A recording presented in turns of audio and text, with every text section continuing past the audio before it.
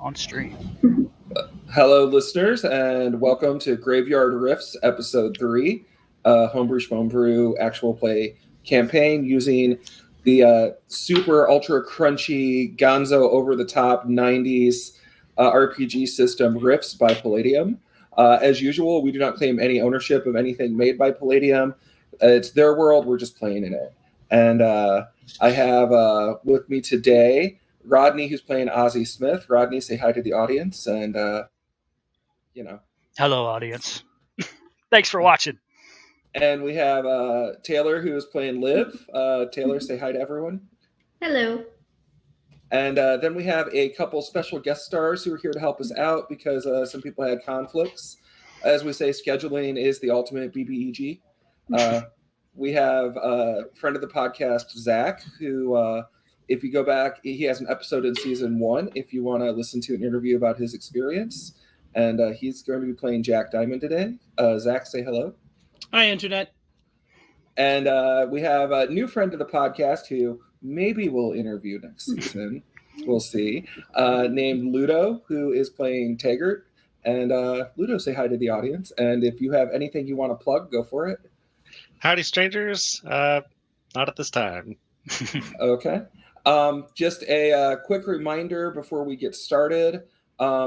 This is the Days of Tales weekend, being sponsored by Dice Trays Action, which is a fundraiser for the National Network of Abortion Funds.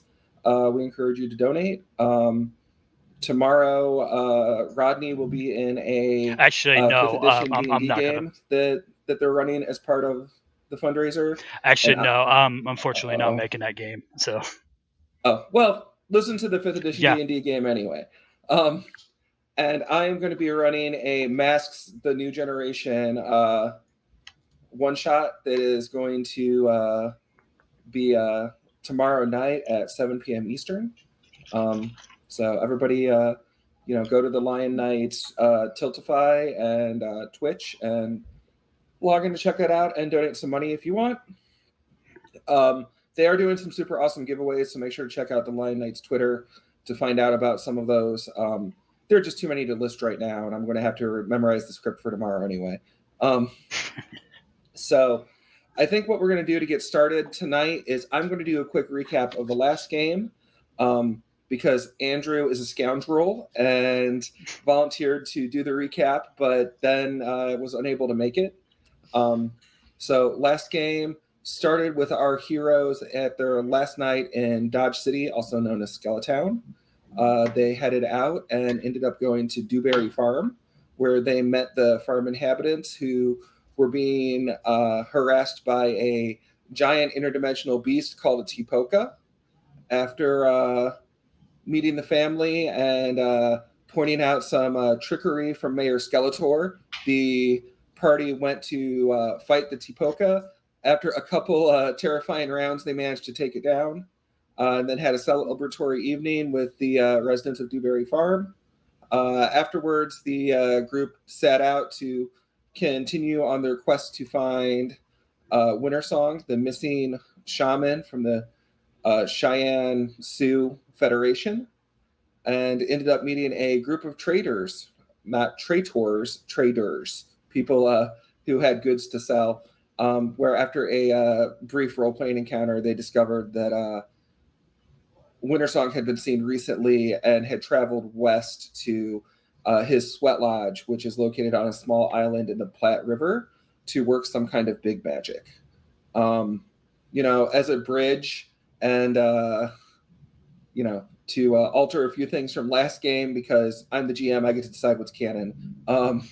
Kitnian and David and Raider decided to go back to Dewberry Farm to help harvest the Tipoca corpse for, those pretty awesome magical plates that were on it, and to assist the people there. The rest of the party has just parted ways with the traders. But this is the part where we'd cut away and we'd have like the cheery soundtrack and title card. We do have 2 new players today. So before we actually get started with the adventure, I want to give each of you a chance to introduce your characters. and then we're going to just talk about connections that they may have with the existing party. So one of you decide to go first, or you two can roll initiative to decide who goes first. It's up to you. You want to do some rollies? Sure. Right. Don't forget to add your initiative bonus. Well, I don't know what my initiative bonus is off the top of my head, but I rolled a natural 20. Oh, wow. Take it away. Don't expect more of those. That was it. That was your one nat 20 for the game. It's all downhill from here. Okay, Zach. So you want to tell us a little bit about your character? Yeah, so my character is Jack Diamond. He is one of 4 siblings, Ace, Queen, King, and Jack. He is the youngest. Let's see. Jack is like 6 feet tall, kind of a lithe, toned body. He usually wears like dark pants, boots, no shirt, but has like shoulder armor and arm like guards and stuff, and like a black cowboy hat. Very sexy post-apocalyptic going on. Oh yeah. He understood the aesthetic. And for those who are mechanics fans, can you tell us what OCC he is and what that means? Yes, Jack Diamond is a burster, which is a psychic class that specializes in setting things on fire, including himself. So, think about Stephen King's Firestarter for an idea of the type of powers that he has. I was kind of thinking Human Torch as well. But... Yeah, I could see that being better, but... I can't fly, though. But you have a hover bike, right? I do have a hover bike, so almost as good. Almost as good as flying. Okay, and Ludo, do you want to tell us a little bit about Taggart? Yeah, sure. So Taggart is about 5'10". He is sort of a messy individual. It usually has just this shock plume of copper hair that probably was brushed at some point recently. Generally can be seen with his hood up. Goes by he, they pronouns, either one, totally fine. Has bright, piercing blue eyes and a little bit thick around the middle.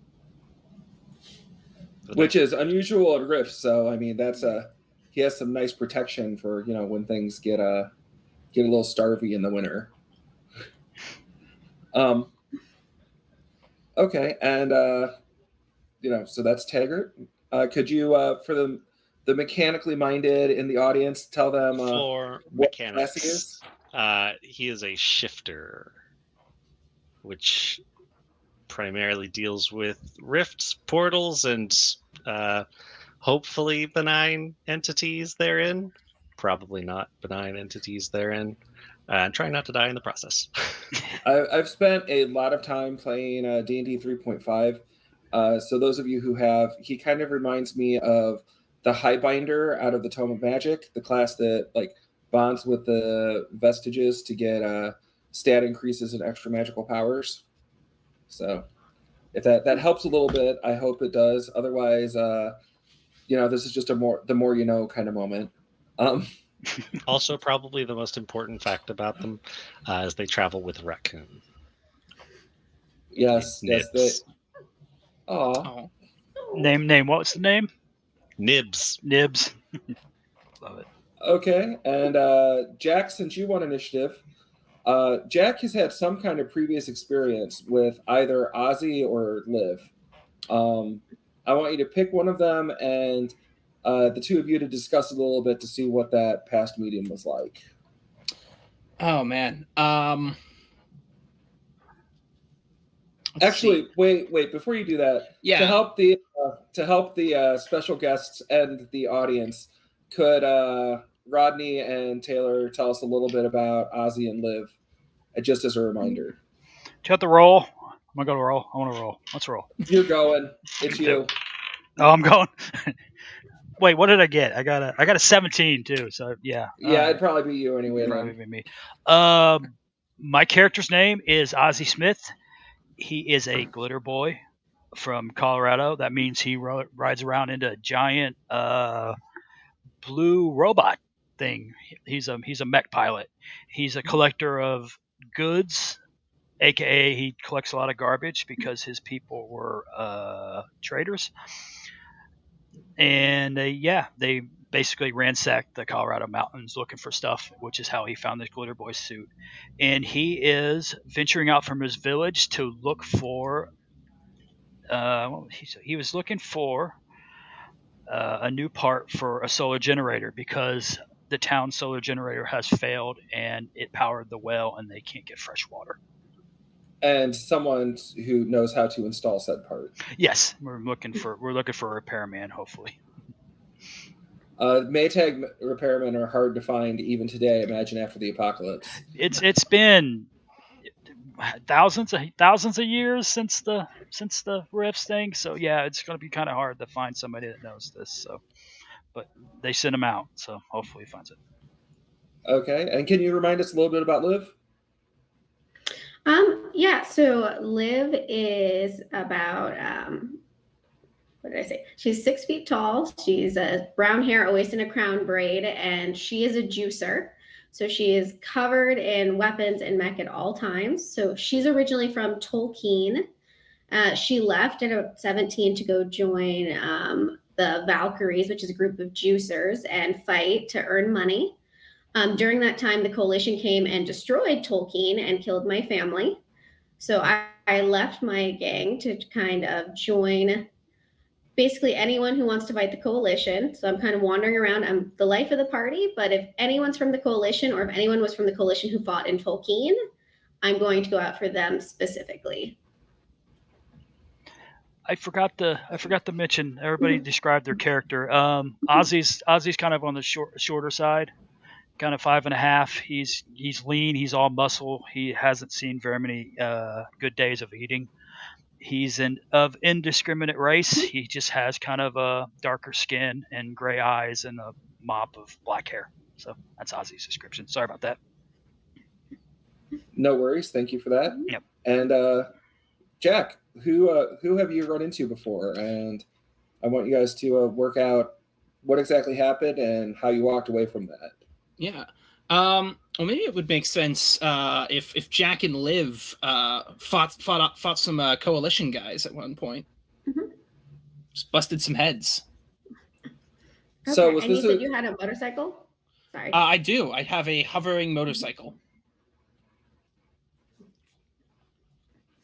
So we have a hover bike and a tarantula bike together. Was this before or after the fall of Tolkien? I will leave that up to Liv. Probably after. I think I kind of started hanging out with all of these and going lone wolf and meeting new people was all after Tolkien was destroyed. Okay, so did you guys fight like actual like Coalition soldiers, like Samus armor, or were you fighting other mercenaries that were employed by the Coalition? A little bit of both. And how'd the fight go? I think it went well for a certain point, but at the midpoint, we kind of just looked at each other and decided to get the hell out of Dodge. Running away is a viable strategy. Right? And we had like that moment of them chasing us and we're on bikes driving away and they're trying to follow us. Looked very cool. Could I interject that the reason you guys ended up fleeing was because a new type of Samus armor that you guys had not seen previously showed up on the battlefield and was starting to mop the floor with people? Sounds good. Yes. Okay. So yeah, you guys actually saw their Samus Juicer Killer armor show up. Oh. I don't like that name. It's very fast, very agile, and has a shit ton of mini missiles. Cool. Geographically, where is Tolkien? It was in like southern Minnesota, northern Wisconsin. Okay. And yeah, that makes it, pretty close to Coalition territory, which is centered in Chicago. And that was ultimately, the fact that the anti-magic fascists had a major city right next to the major city of a bunch of mages was problematic. Yeah, I can see that. Okay. Ludo, it looks like you have a connection to Ozzy, so I'm interested to hear where that goes. Me too. So, Taggart has also been kind of just traveling indiscriminately for a while. So I imagine they probably would have run into each other somewhere on the outskirts of civilization at some random time as just a fluke of nature. So, um, Could have it been like right after Ozzy had left his home in Colorado and was traveling, into like the Great Plains for really the first time out of the mountains? how long ago was that? I think he's been gone about a half a year at this point. Then yes, that could totally have been the situation there. So did one of you just happen to show up at the other one's like campsite, or were you both like at a speakeasy or tavern, or maybe you were both just traveling? Like, I'm just throwing out ideas. It's up to you guys. I think I would have spotted him first with the Glitter Boy's armor because I would have been in the armor, and I kind of tailed him for a little bit to make sure he wasn't a threat, and it seemed like he was fine. So, being the friendly sort, I offered him some of my rations and exchanged information with him because this is a new place for me too, and we kind of traveled together a little bit. They definitely would have taken up any rations that were offered. You'd have noticed they'd have gobbled that up almost immediately. Definitely get the vibe that they eat as soon as possible, whenever possible, because you never know when the next meal's going to be. Yeah. And Ozzy's definitely hasn't had a lot of meals too, so yeah, he's definitely recognized that. So something happened while you guys were sharing a meal, and cybernetic prairie dogs came after us from nowhere. Ooh. Out in the plains, and we don't know where they came from, but maybe another rogue AI was out there. But they weren't much of a problem, but it was surprising at the campfire when suddenly we heard squeaking and these robotic prairie dogs just started darting in and going after our food and just causing mayhem. So Taggart did something to fix the problem. Can you tell me what Taggart did? Probably would have.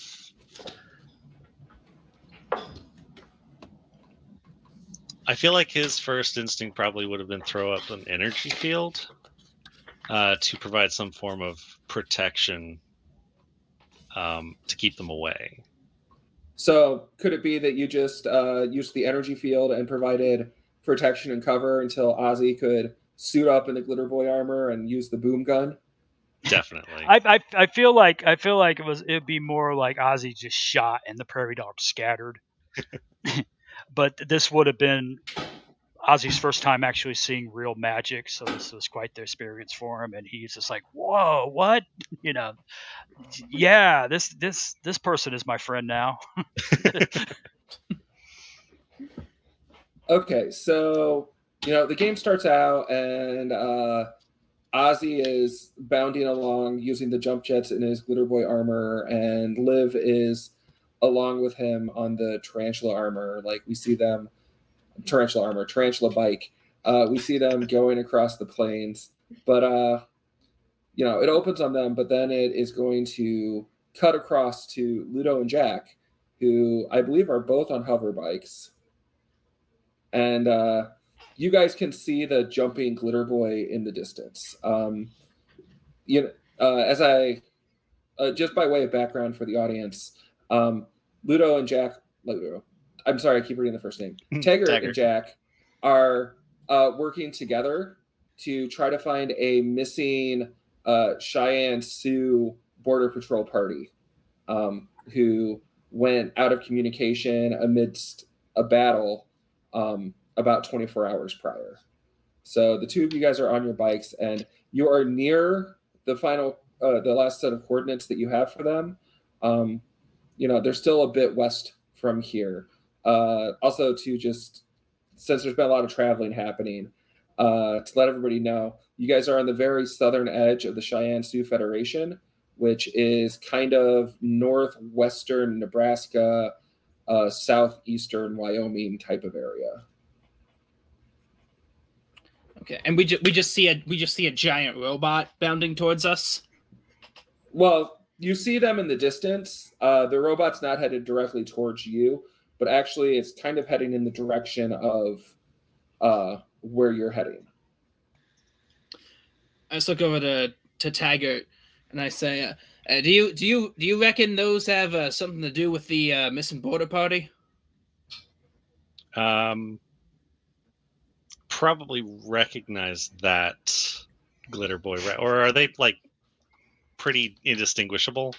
Would you go ahead and roll a d20 for me? And I believe your class gets a perception bonus of +2.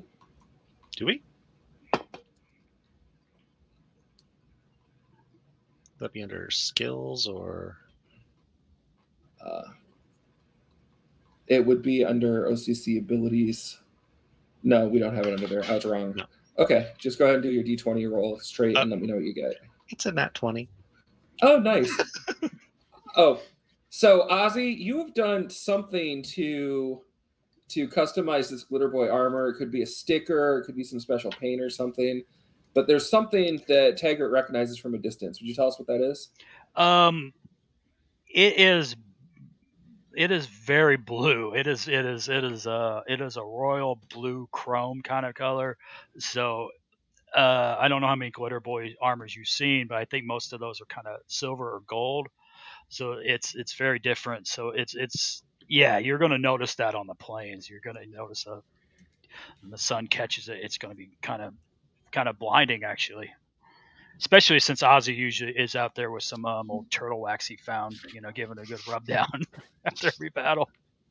So yeah, this is Ozzy's Glitter Boy, which I don't know if he has a nickname for it. I'm thinking Big Blue, but that yeah. works. So you recognize that it's Ozzy's Glitter Boy. I don't believe that he's probably involved with that, but probably help. I recognize that suit. Oh, well, what say you and I head over there and we can introduce ourselves? Not a problem. Sounds like a good idea. Are you guys going to try to hail them on the radio or anything, or are you just going to approach them? Oh, we should probably hail on the radio instead of just like two dudes on bikes just accosting people. Do you happen to have a radio? Your hover bikes both would have them. You can use radio to operate. Okay, fantastic. Taggart, you're the one who knows them. Perhaps you should send the initial communication. Yep. I will try and use the communications on the hover bike, the best of my abilities there, and send a message over to Ozzy. Hail! On your right, it's Taggart. Do you have the radio basic skill? Okay, just roll a percentage and let me know what you get. Sounds good. Let's use these ones. They're pretty. That would be a 71. Yeah, you say that, you don't get a response. Ozzy, you don't hear anything. I got my music up. Well, he's not using like a commonly used channel, but doesn't realize that. Oh. Well, I think it works. Yeah. So you hailed him, and a few minutes pass and nothing happens. I'm going to cut over to Ozzy and Liv. Could each of you roll a d20?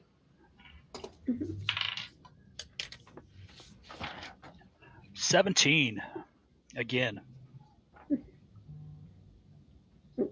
I did it wrong. 1 second. I forgot how to use the roll app. I got a 14. Okay.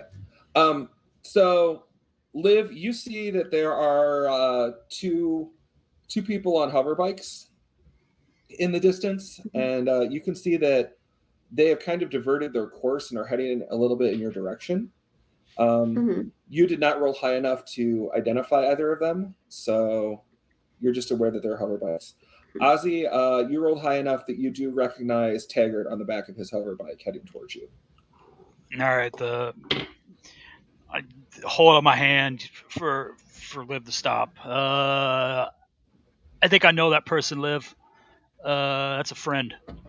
I think that's my friend named Taggart. He's very powerful. I think we should go say hello.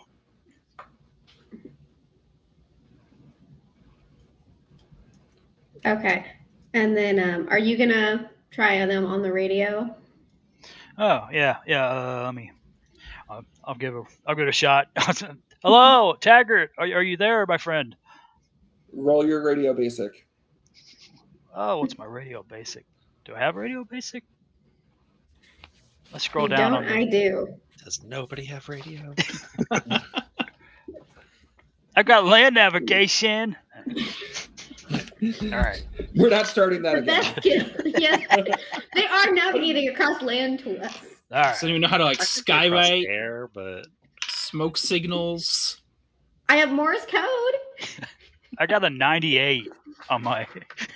Can I don't- try on my radio basic? I'm not 'Cause he getting seems to anything, have it Liv. juiced. Can you give it a shot? Okay. Yeah. Okay, I'll try. I was actually talking into the air conditioner. Ooh, I got 53 and my radio basic is 55. Woo! Can I say hi? Yes, you managed to pick the common channel, Mhm. Okay. and you hail them. Mhm. What do you say? Okay.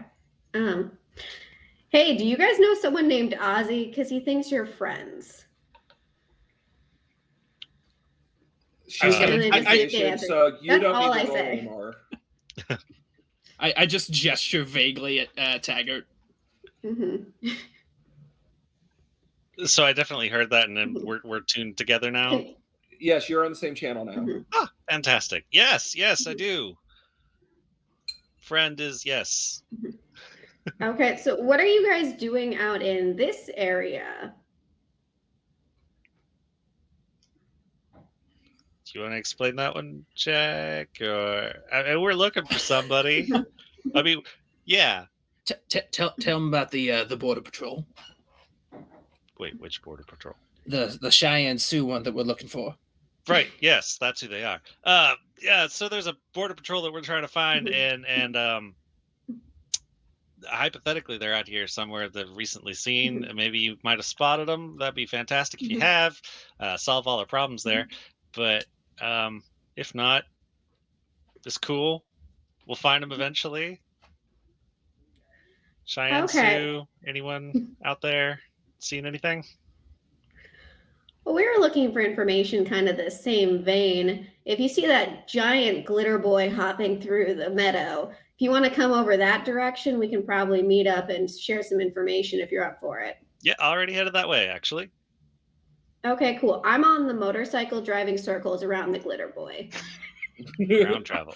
Oh, that Fantastic. I'm doing. that's what that was. I'm doing Ginyu Force poses. Wait, Just, how fast is the glitter boy?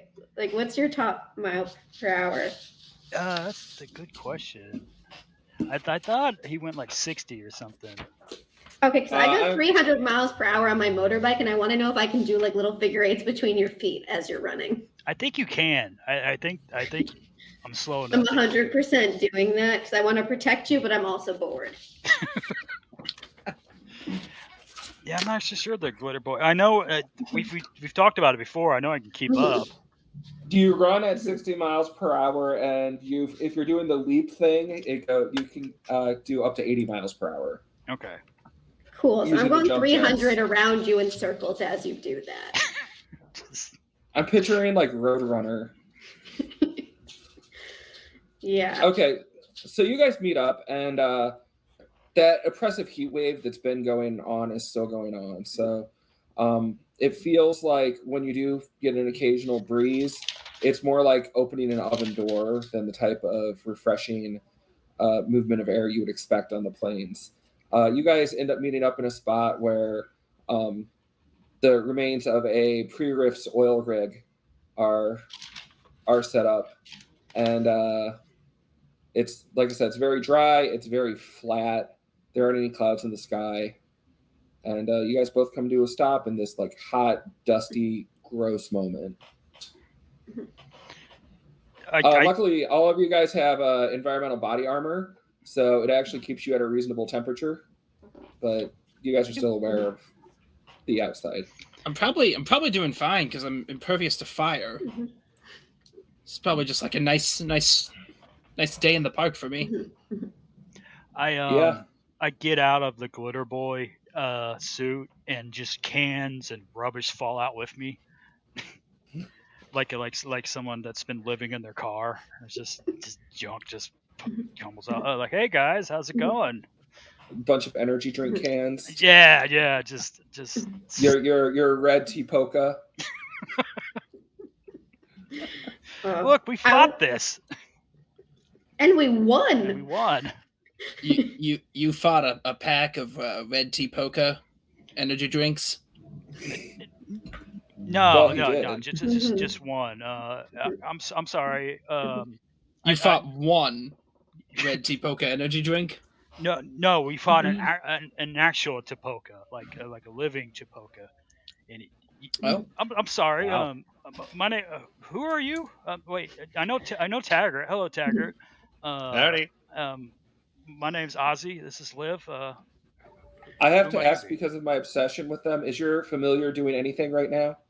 Probably rummaging through all the cans, trying to get like a sip of anything that might have congealed against the can inside. Just like trying to pour out any contents that might be there. See, he's fighting the red tea Tossing polka them, too. Getting the next can. What is that? I don't think I've ever seen a creature like that. That's a coon. Oh, interesting. Is it a dog? Cat? Not quite. I mean, I've seen cats and dogs and rats. I've never seen. It's quite interesting. I'm kind of just staring at the raccoon. I mean, it's an animal. It's my You animal. see, he's trying to get to the bottom of an empty bag of cheese curls. Should I give him some water or anything? Does he need to be fed? I mean, it does. Yeah, he does need to be fed, but probably not right now.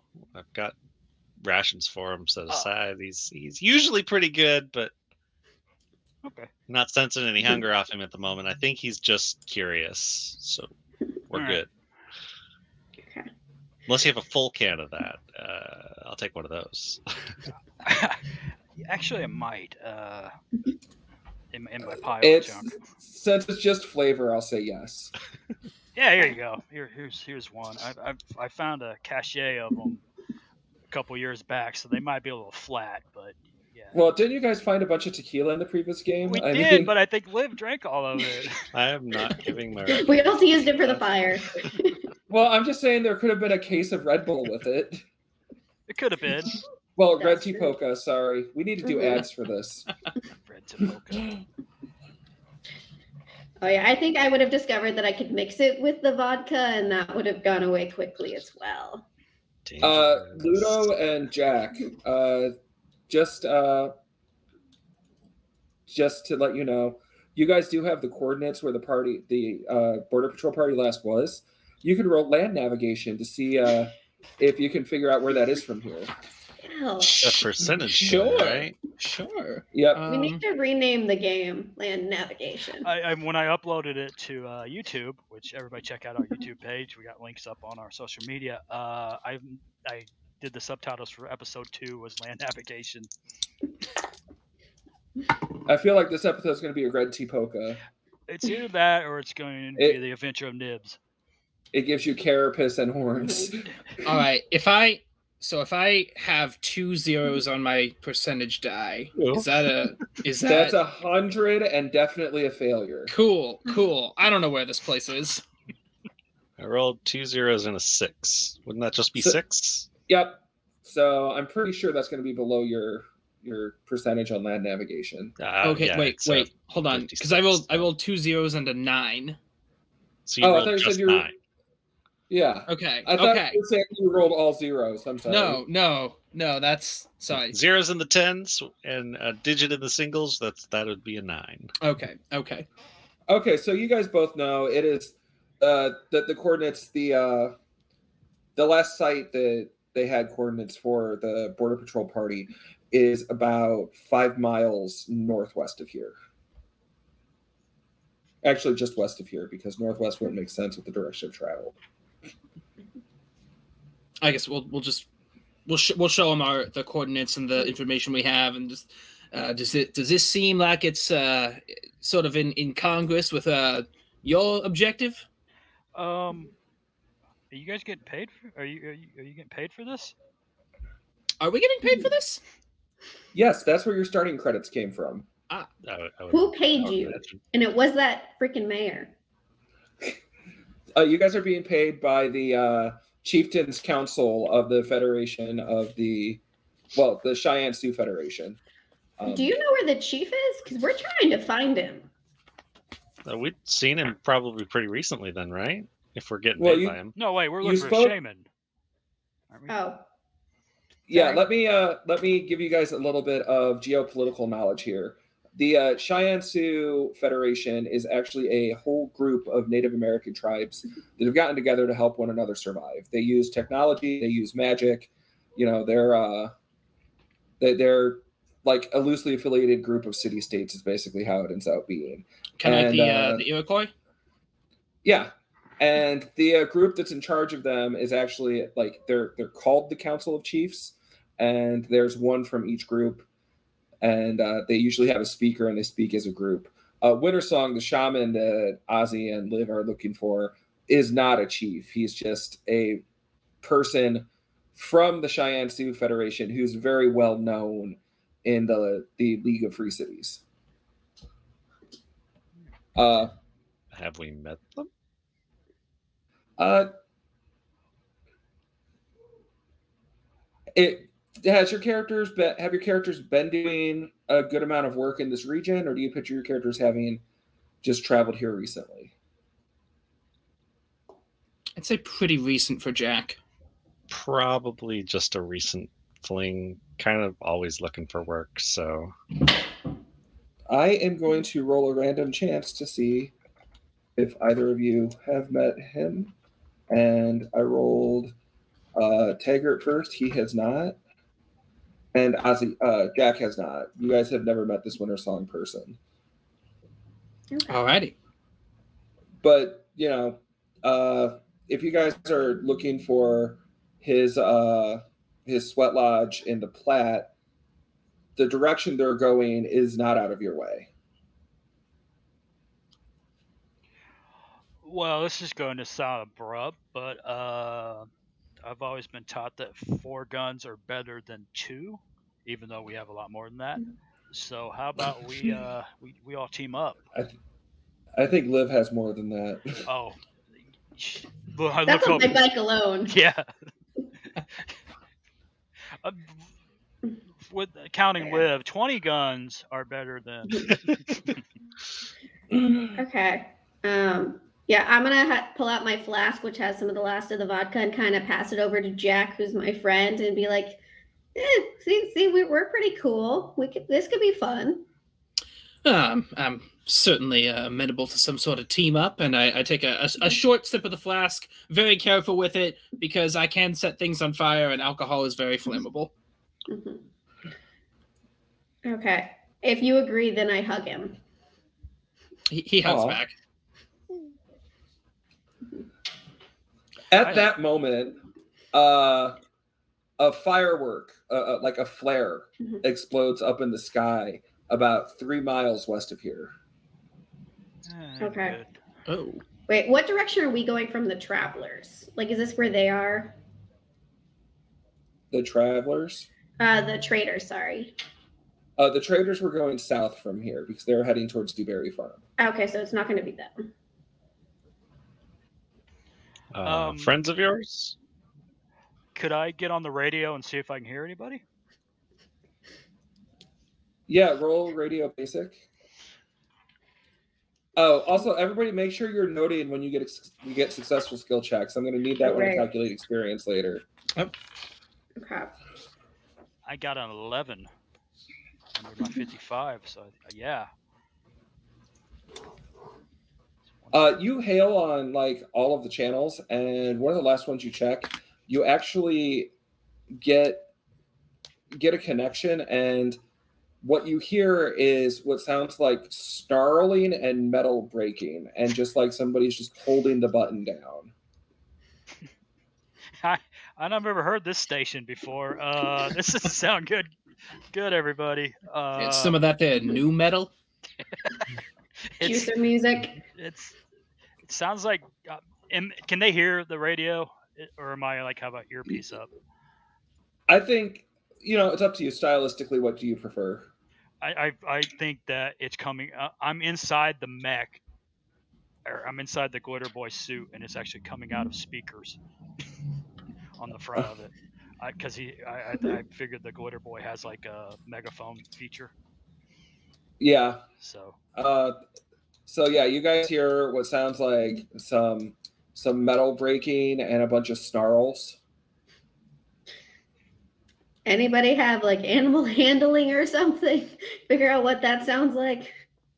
Actually, I emphatically don't. All I know is French, and I don't think that was French. I have wilderness survival. I would let you roll that to try to identify an animal noise. I think that makes sense. That's a flat 90, so no. I do.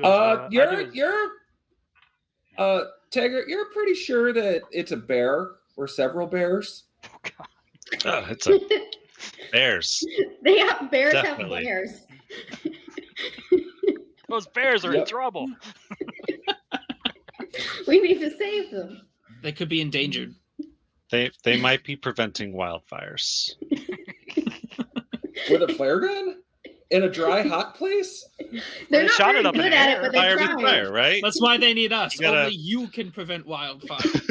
They're using the flare so other people can't use them against, so they're shooting them up in the air. There you go. Oh, that checks out. Ozzy, you can roll wilderness survival too if you'd like. Sure. I'm going to tell you right now, that is a 54. And what it is? I am a 32, so no. Yeah, you're pretty sure those are bears. Those are Sounds bears. like grizzlies. Mm-hmm. Well, I mean, if those are bears, then we can probably deal with that pretty easily.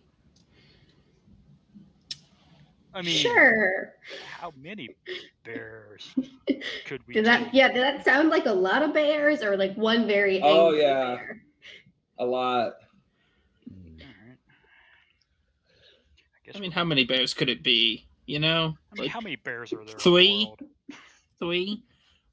Are You don't bears have, like, flammable? They're bears with flares too, so they're Live. flare bears. Flare bears. Liv, everything is flammable if you try hard enough.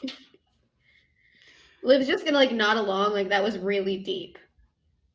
Can I? I'm gonna. Was it not? I'm gonna just stay in the Glitter Boy suit. I guess I'm in there now, and give a thumbs up and point. All right, raise a hand. Who wants to go check on the freaking bears? Huzzah! Does Nibs have his paw up? Yes. Okay.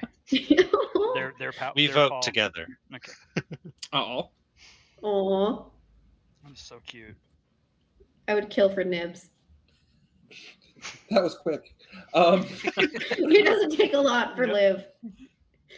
Ozzy, Yes. since you found the radio station, you can follow it if you guys want to go that way. Just let me know. Otherwise, you can head towards the coordinates that Jack and Taggart provided, or I guess do something else random. Up to you guys. I mean, gosh, that is a lot of bears. Well, we can always drive by, and then if it seems like it's too many bears, then we can always, leave. Why are there all these bears? This is Why the don't Great we go and see Plains. if there's? Let's go see if there's any people stuck with the bears. If it's just bears, we can keep on driving. If there are the people you guys were looking for being eaten by bears, we can maybe try and help. That's smart. I vote that. Because I Okay. also really want to use my railgun. So bears. So you guys are heading off then in your respective vehicles to go check it out. Yep. Yeah. By the way, does anybody have binoculars in their gear? Yes. Okay. Maybe. I do not. So I think that'd be probably I have too many Though I will point out that the Glitter Boy's visual sensors have a range of 2 miles. Oh, perfect. Probably better than the binoculars. No, I just have sunglasses. I also just have look sunglasses, which I will be putting on for this drive. Oh yeah, we're gonna both put them on and we're gonna just like nod at each other and then drive off. This is why we're friends. I picture. Looks like this heat is unbearable. There's 2 hover bikes, so Liv be in the middle and the 2 hover bikes, and yeah. Yeah, I'm the fastest, so I'm the point person. Well, how fast are the hover bikes? I have written 220. Is their top speed? So cool. I'm the fastest. Really like that. So are you going just a little bit in front of everyone else because they can't keep up? Yeah, I'm going like 250, and then I'll sometimes do like a 300 loop around the whole group. I'm used to this, and usually Liv gets a couple miles ahead of me. I guess I can see her, so it doesn't matter. So if anything happens, in 10 minutes, a giant angry glitter boy is going to come clean up whatever happens. So right, like I don't want to be too far in front, but I'm in front. Yep. Ozzy, you're following the radio signal, and like I said, your visual sensors have a longer range than most everybody else, even with binoculars. So you see it first. And it appears to be a coalition skeleton head transport that is crashed like skull face first into the ground. So it's kind of jutting up at an angle. And you can just see there are dozens of roughly human-sized heat signatures all around it. Do I know it's a coalition thing? Yeah, it is a pretty distinctive shape. It's basically the size of like a school bus, only it's made out of like shiny black metal, and it has a fin on the back with a giant skull on the top of the fin. And you can see where the it's not like I said, the head of it is buried in the ground. So it's kind of sticking up at about a 45-degree angle. I'm going to get on my radio and very gently press the button because I know there's probably going to be a torrent of cursing coming. Hey, Liv and Taggart, we got some coalition guys up here. So, yeah, Liv's very invested now in investigating and killing anyone who's coalition. And Ozzy, are the bears all right? I don't think it was actually bears. They probably hurt the bears. Yeah, I don't think this is bears. I think this is just a bunch of coalition skeleton guys. Is that what? I don't have much. I don't have much. Are those like the crazies? Damn it. Well, he can't. He isn't close enough yet to make out full details. He just saw that they were human-sized shapes. There's a lot of them. Okay. There's what do you say, Elmer? A dozen? Half dozen? There's 2 to 3 dozen. 2 to 3. There's 2 to 3 dozen. So there is a lot of these guys. And you can see they're actually crawling around on the transport. Oh, it's crazy. Okay. Or the side stalkers.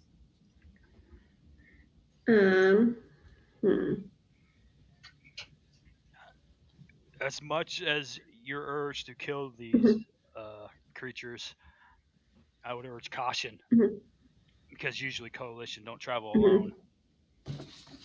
Fair. Does it look like there's like from the heat signatures, like anyone being held captive? Like, is there a group of people with these people crawling around them? Like, or can you not tell from this distance? Do you have like a sensor skill or computer use skill, Rodney? I have, as my laptop slowly scrolls down, Pilot Robot Comet Basic. I have read sensor equipment. Would that be it? I could not hear a word you said. It went all. I'm sorry. Robot-y for a sec. I have read sensor equipment. Use that. That's perfect for what we're trying to do. Roll for it. 1 and a 5. I got a 15. Okay. 55. Yeah. Looking closer, you identify it, and you actually You see that there are 3 figures inside the transport, and then there's this writhing mass outside. And you guys do know that there were 3 people in the patrol party, so that's a possibility. Also, like, since my assumption is you guys are continuing to move. You haven't like actually stopped. Is that correct? I think Ozzy stopped at this point. Okay. Well, you can tell also from looking at this more now that there are some broken vehicles scattered around the site.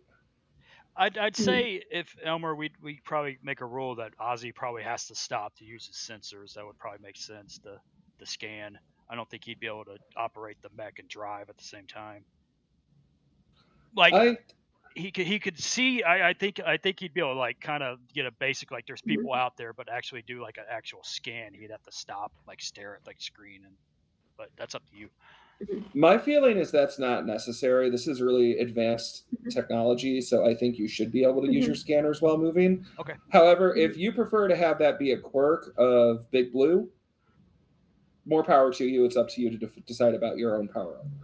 Well, if you want to choose a less effective option, that's your choice, is what I'm saying.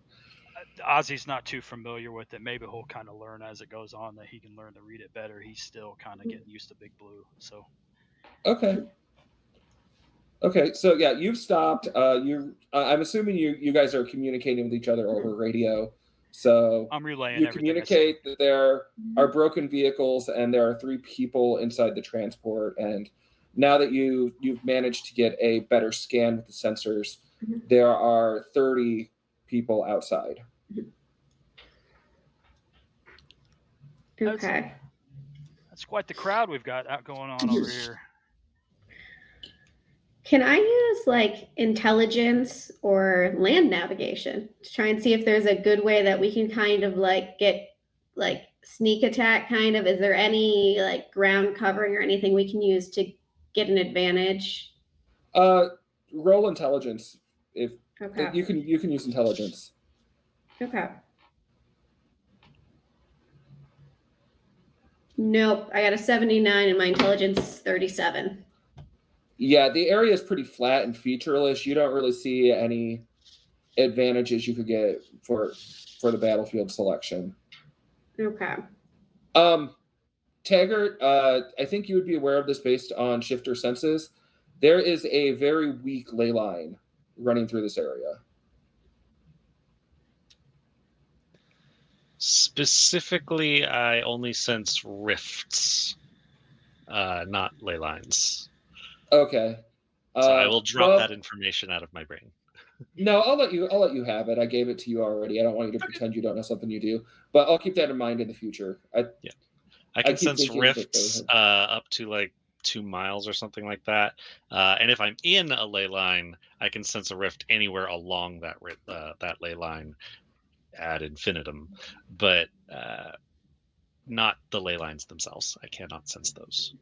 Well, I believe both your powers and Jack's powers are augmented if you're within half a mile of a ley line. Correct. So you guys can feel that change when you're about half a mile away from the site. That's fair. Is Jack like smoking? Like is this? He's normally smoldering and just like.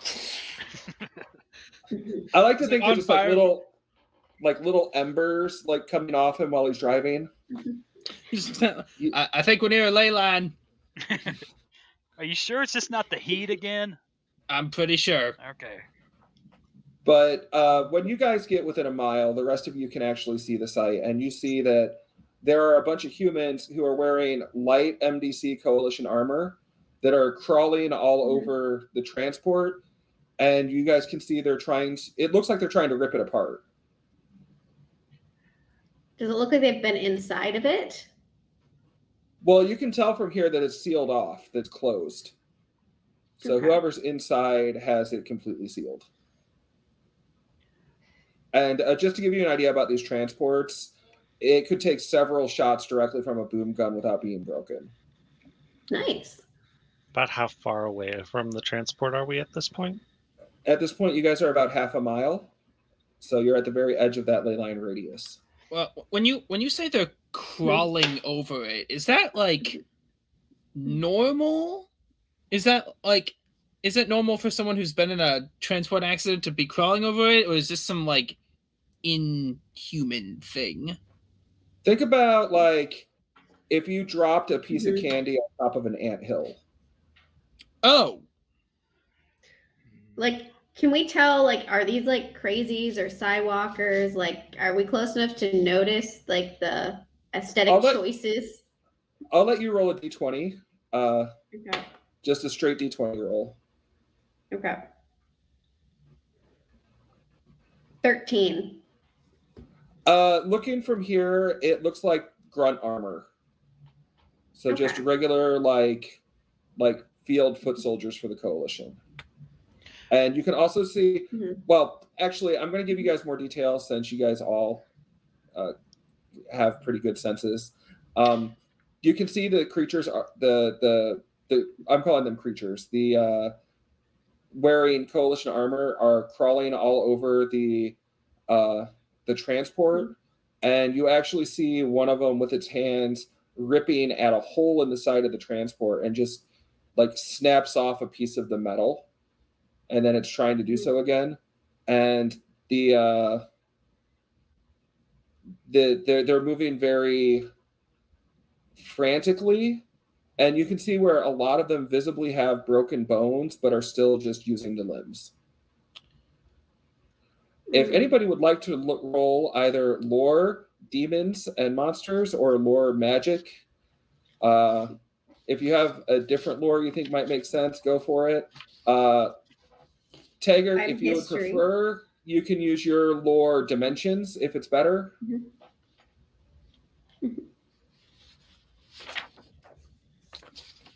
I'll use demons and monsters. It's my best. Surprisingly.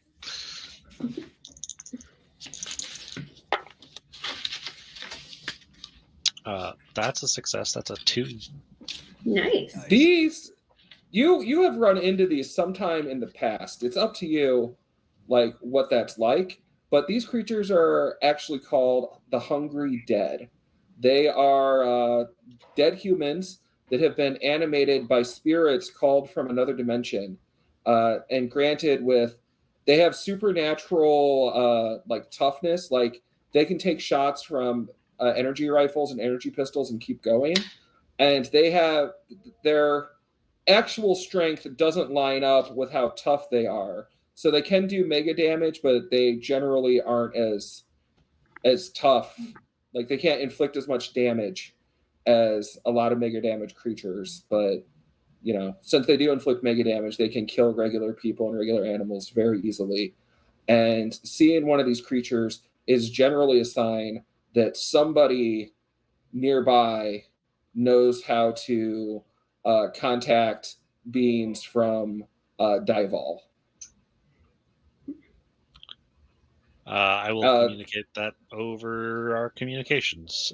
Those are dead. Those are alive dead. Not dead, but dead. And if you wanted to compare them to something, it's almost like a rabid dog, but it follows orders. Violent, unpredictable, but it does what you say. Would I know if getting rid of the owner gets rid of them? You know, that role is good enough, and this is kind of like, you know, adjacent to your specialty, so I'll say yes. If you get rid of the owner, what happens is they are no longer controlled. Oh. Okay. All right, what's the plan? So I want to make sure that we've stopped driving at least a half mile away.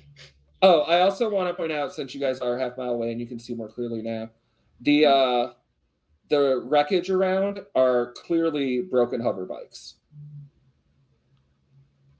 which is what the Border Patrol people would be riding. And I'll let you guys are stopped a half mile away, as Liv asked.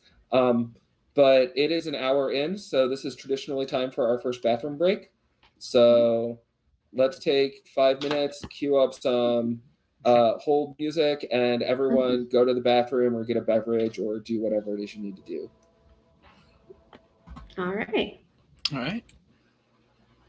And As Kevin taught me last time, please, if you're going to talk to anybody, make sure you mute your microphone. All right. The music started. We'll be back. I'll leave my camera on so people can check out the cat. I shall mute this though.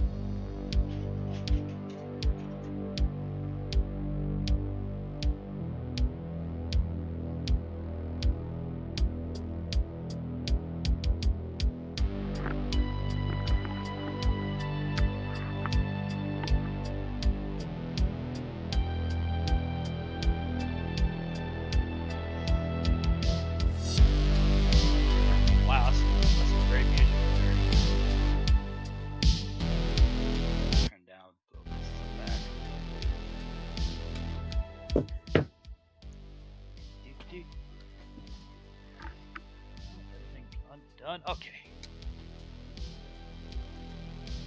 Once again, everybody out there watching, you're listening to royalty-free music. Because we did get hit with the copyright when we tried to use the Kmart music, which I was very disappointed in. But so I found some other ones. Why has Kmart got to be like that? Right? It's like, oh, come on. That's good.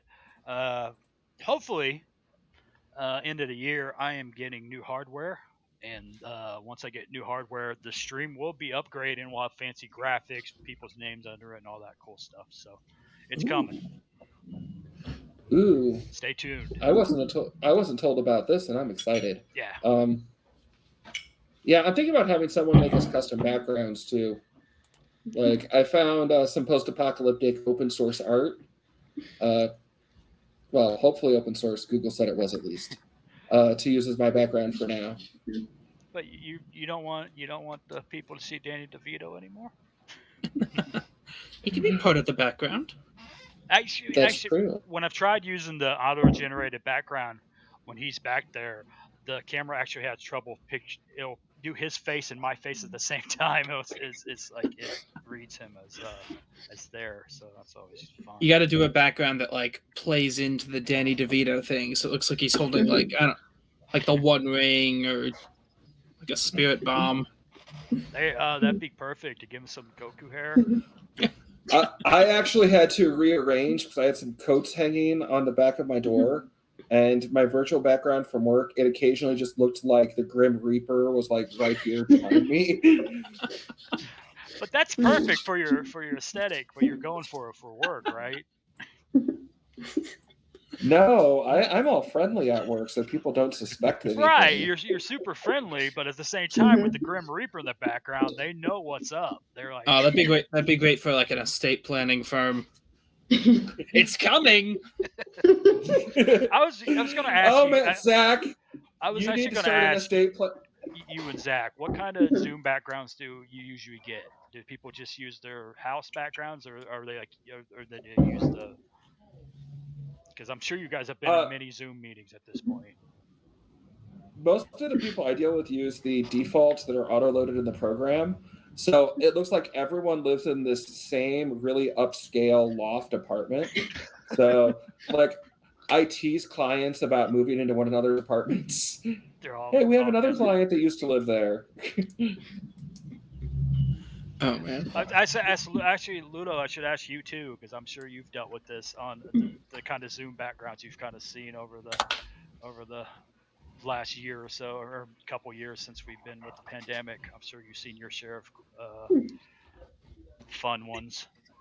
It varies. A lot of the people that I work with actually use the company provided backgrounds that we have, so they're not super unique or anything. But I had the Senate from Star Wars for a while until I forgot to change it before a client meeting, and now I try to be more careful.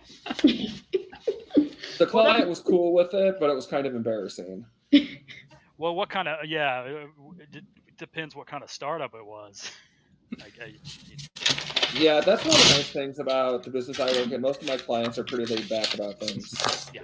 Well, laid back about stuff like that. They expect their work done and they expect it done right. But, like quirky things like that, I tend to get away with. But jumping back in, so coalition transport, semi-erect angle covered by what look like the hungry dead that have invaded like dead coalition soldiers' bodies. And you guys have stopped about a half mile away to try to put together a, possibly a plan of attack. I guess you guys always do have the option of just driving by. So, Taggart, do you know if these creatures are particularly vulnerable to fire? Do I know that? No, they are not. In fact, they're just that's the main advantage to using them. They're really tough and they have an obvious vulnerability. They are very hardy, not particularly vulnerable to anything as far as I'm aware. Are they resistant to fire? Because I only have one trick. Well, they burn like anything, but they don't burn especially well. You do know they're immune to toxins, they're immune to psychic attacks, they're immune to any magic that targets the mind or anything like that. The fire should be fast are they?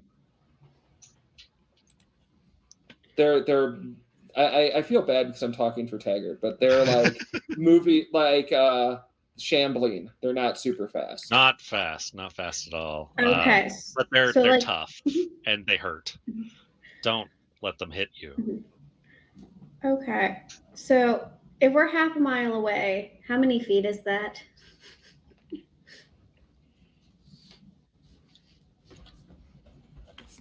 Who gets it first? Please, like 2,000 something? 2,640. Awesome. I have two separate weapons that can hit them from 4,000. Oh, wow. So if they're shambling and they don't move fast, who has weapons that can hit them from a distance, and can we start with that? I'm more worried about the three people inside the thing and hitting them from this. But I thought the thing could hold up to a boom gun. Right, but they've ripped holes in it. Okay. Well, Wait, we could at least. successfully? I thought they were just trying to. No, they have successfully. Oh. Okay, so like, if we started shooting them, would they continue on whatever they've been ordered, like ripping that thing apart, or would they like possibly want to fight These us? are. They respond to someone who is probably nearby. So they might not actually pull away from that vehicle unless we take out the head, in which case they do whatever they feel like, which might be useful, might be worse. I kind of vote Liv with her super fast cycle. Go just do a drive-by to get their attention. And then the three of us would come in after, and she can circle around and join us again. They would be distracted by you, and then we would get the surprise on them. We could also have them come to us and set up some artillery, some good old fashioned fire, some other defenses there as we draw them over to us. I also have on my bike an oil slick or a smoke screen if we want to like drive by and throw that at them. But it would be better if they were away from the thing before we make them stuck. Well, an oil slick could work very well with setting them on fire. A lot of fire, right? Lots of fire. It's a 50-foot area, so the whole forest is going down, but it'd be fun. Well, you know what? Smokey the Bear is apparently not here, so. Okay, how likely are we, like, how big is this hole? So if I just, like, open my railgun on these guys, how likely am I to kill the people we're trying to save? From this distance, it's hard to make out because there are all the writhing bodies all over the transport itself. Okay. If you have some kind of sensor, if you have the read sensor skill, you can try to. Actually, I don't think your bike would have extra sensors. No. I guess Ozzy could try to read sensors again to see. Yeah, let me see if I can get a better picture of this. I got a 47, and 1 second. My sensor is 55. Wait, what's your read sensor? 55, and I got a 47. Oh, okay. When you lean forward, we lose. At least I lose your audio. Okay. So you're good now, but like when you lean down to look at the character sheet, I can't hear you. All right. I'll bring it up to me. Okay. So you succeeded. You can see that there are numerous small holes in the in the transport. So the possibility of stray fire getting in there is there's a possibility. It's more likely than not that the transport will provide cover, but it is possible there could be a problem. Okay. As in, there's like about a 75% chance it wouldn't be a problem.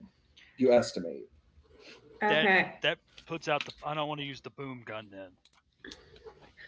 Because. Can I turn to Ozzy and be like, hey, can you try getting on the radio and just like screaming out, get down? Because the hungry dead people aren't going to listen to that. But if the people hiding inside hear that, maybe they will get down and will less chance of us killing them. Yeah, I could do that, but I'm not real confident about my radio skills. All right, I'll how about just open up every channel and scream "Get down"? How's that? Will that work? Works for me. All right. What's my radio? Does that increase our 75% chance? You don't know. It might. Right. We'll find out. I don't care too much about them. Ooh, that's an 85. I'm not a great. Ooh. Can I try?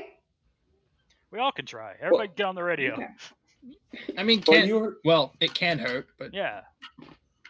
Well, if the main Mahancho hears it, yeah, but the hungry dead, it's not going to hurt. Oh, I got a 14, and my radio basic is 55. Okay. As a 79, so I did not do that. I got a 42 with a skill I am not skilled in, so I don't know how that works. That's definitely a no. Like you only have a 10% chance of succeeding if it's a skill you don't have. Sweet. Okay. So, you all try to send out the warning message. From this distance, you don't see any change. Okay. I'm going to need. Sorry. Yeah, never mind. Tell me what you guys are going to do. Okay. I'm cool with doing a I speed ahead drive by with a rail gun, and seeing if the head honcho comes out. All right. I could before you drive up there, I could shoot my boom gun off into distance to kind of distract them, so they might be distracted when you drive by with your railgun. Okay. Is there any tricks you guys could pull, or you two could pull? The best trick I have requires me to get 2,000 feet close to them, so I can do it. I'm not sure if I want to do it yet, because then I'd be closer than Liv. Okay. My tricks involve creating and manipulating fire, so unless it's already on fire, we might want to hold off on me using any of my abilities. All right. I say, yeah, Liv do the drive. I'll shoot. Liv do the drive by, and then all three of us move in. And as she does a Tokyo drift, turns around and joins us. Okay, so let me see if I got the plan correct. Ozzy's firing the boom gun to try to distract them, and Liv is going up on the tarantula bike to try to figure out who the leader is, and then coming back to report to you guys. I thought she was also going to. I thought she was also going to do a volley of railgun fire on the guys. Awesome. Yeah, I'm going to try and do like a quick loop in, shoot with my railgun and leave, and then just have them looking out to see if anybody seems to be intelligent and noticing that versus continuing to destroy the transport. Okay. So, Ozzy, I need you to roll a d20 and to fire the boom gun. Got 11. Okay. So, yeah, you fire past them. Liv, you're speeding up on the tarantula bike, and you see you hear his shot go off. There's actually a sonic boom because it breaks the sound barrier, and you do not see the hungry dead that are crawling around the transport react at all. And you come up on your tarantula bike. Will you fire your volley at the group of the hungry dead? Yeah, I'm going to try and aim high for the ones crawling near the top so that if it does go through, I'm less likely to hit the people if they're actually crouching. Okay. Well, and remember it's at that weird angle too, just FYI. Okay, so go ahead and roll your shot. It's d20 plus your bonus to strike. Okay. And you are on the tarantula bike, so I factored in that you get an extra attack every melee. Awesome. I got a 20 on my 1d20. And okay, so that's 1, so 21. So that's a critical hit. So you do double damage. So I need you to roll all of your damage dice twice and let me know the result. Okay. All right, so it's 1d4 times 10. So I do 1d4 times 10 twice. Yeah. So the first one is 40. And the second one is also 40, so 80 mega damage. Okay. You see the shots rip into the hungry dead that are on the top of the transport, and you see that no blood comes out of them, and there seems to be almost no reaction until one of them sets up, and you see it has glowing, vibrant purple eyes, and it just points at you and starts screeching. And it sounds like that noise you heard on the radio earlier. And as I described them earlier, like ants, you see that they are beginning to filter off of the climb down, and start to head in your direction. These are not shambling. Cool. So I'm booking it back to the group doing my loop. Of course, you're on a 260 mile per hour bike. They aren't that fast, but Cool. they're running like fast people. Okay. Can I still do my oil slick, or is my turn done? What I want you to do is roll initiative, since all the parties are aware of each other. So if everyone could give me their initiative, I would appreciate it. 18. Initiative is a D20, right? Yes. Cool. D20 plus your initiative bonus, which is on the combat section of your character sheet. Oh yeah, my initiative. All right. That would be a 16. 22. 12. I also got 12. Okay, Liv, you go first. So you've turned around and you're coming back. You can fire your oil slick now if you want, or if you want to take another action, that's fine too. Yeah, I want to do my oil slick behind me while I'm heading back to the group, so that there's a 50-foot area that the shambling people are going to be running over before they can hit me or my party. Okay, so they have to run through 50 feet of like slick oil to get to you guys. Yeah, there's like a 30% chance of slipping, negative 25 sense of balance, takes D4 melee action to get up if they do fall. Okay, I'm noting this down so I remember. And if they were on vehicles, they would have other stuff, but I don't think any of them are.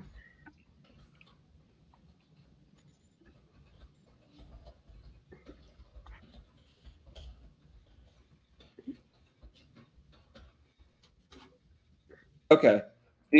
Remember how I said there was the one with purple eyes? Yes. That one actually begins waving his arms, and after a moment, a strike of heat lightning comes down from the sky. Let me roll strike. I'm very frightened. And you are hit Cool. on the back of the tarantula bike. Mm-hmm. And the bike takes 30 points of mega damage. Shit. What is my bike's health?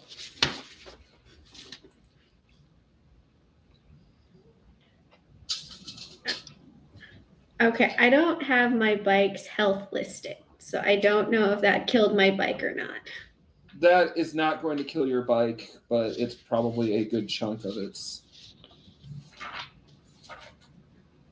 Okay.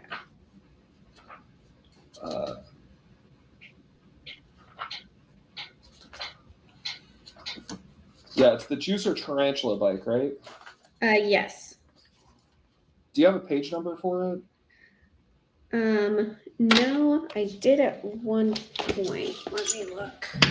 It's with like the armor section, I remember though. Let's see. Do you remember if it was in the Juicer class area or the It equipment was not. area? It was in the equipment area. Okay. It was like with the northern laser gun as well. That section. Just for clarification, we're not in a ley line, just near one. Yeah, you're within half a mile of one.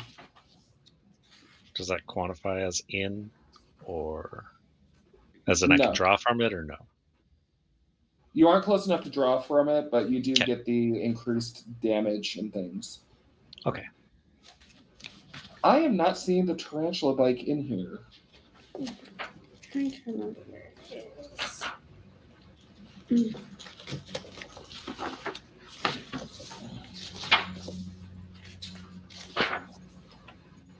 I'm crazy, right? It was in the base book. Yeah, because I had it in my book. I have this one. I'm just not remembering where it is. As the stream host, I can't use my computer right now, else I'd help you guys look. I'm sorry. You're just the worst. I am. I could make something up. She actually has 4,000 bike hit points? Just trying to find out. It's reasonable. At least 31.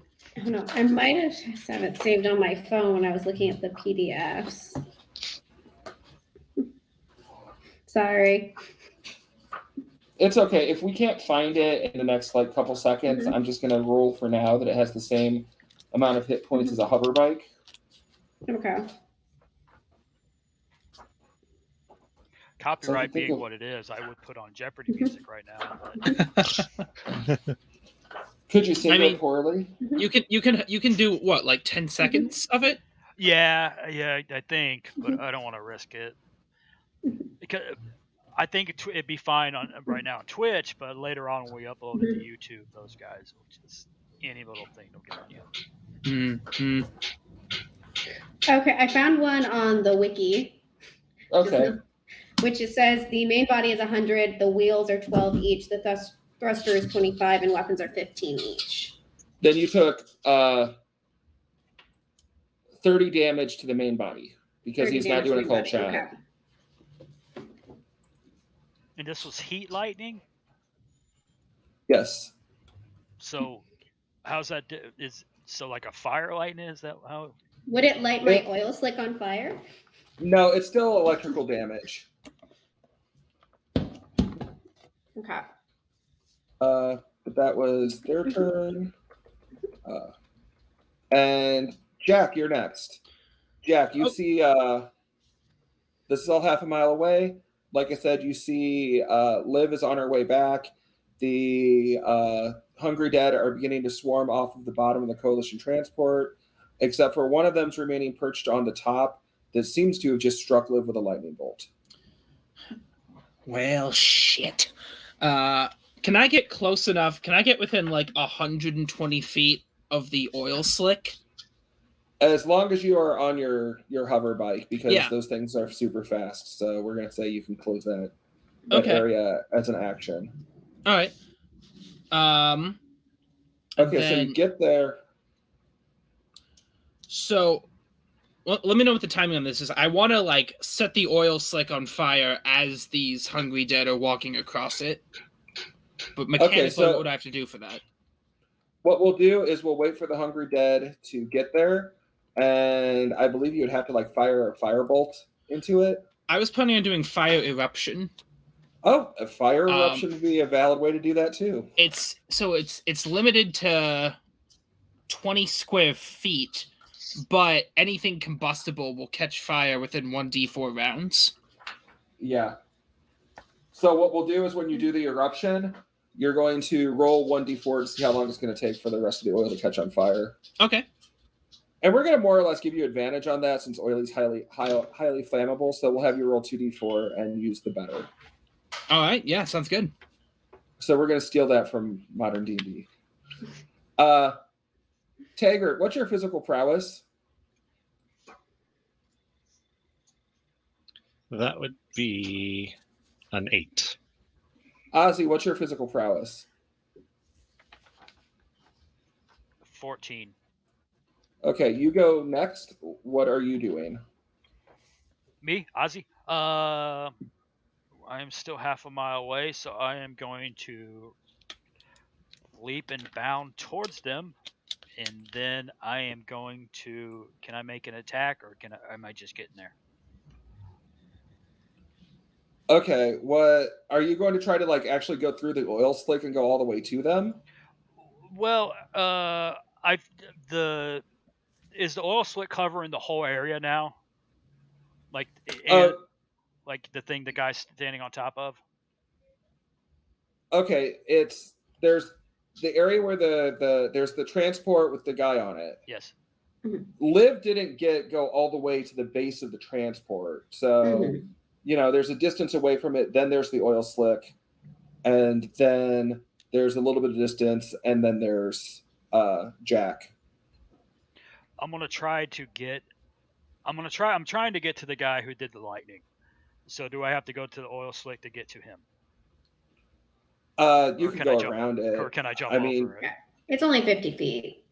Glitter Boy jump jets. Let's see how far you jump horizontally when you use them. I'm not going to pull a Kevin where I'm stuck in the air, right? Twice. Just Oh, man. The jet thruster allows you to jump 80 feet. So, yeah, you could just jump over it. But that would put you in between the horde and the oil slick. all right. I don't want to do that. I guess I'm going to just get next to Jack. I'm going to run up and just be behind him and kind of follow his lead after this turn. I guess I'm just going to get up there and wait because I don't want to commit to anything yet. And I don't want to shoot with my boom gun because I'm worried about the people inside. Okay. Taggart, it's your turn. Cool. I'm going to move up on my hover bike to be at least 2,000 feet within range of my what is that? It's just a machine gun, I believe.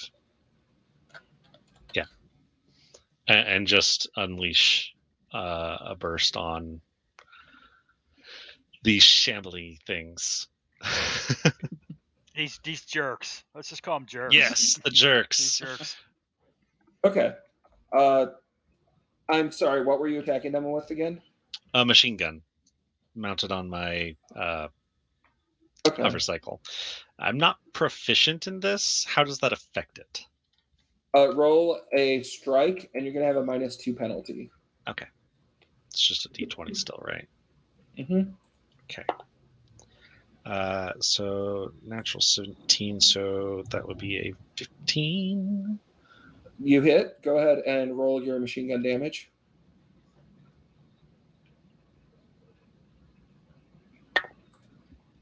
Two. Okay. Yeah, you see that you're hitting them, and it's not even slowing them down. They're still rushing forward. Cool. And And just now as that- a reference, that is mega damage.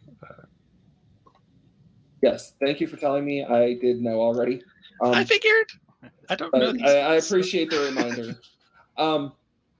just I will 'cause tell it's you possible.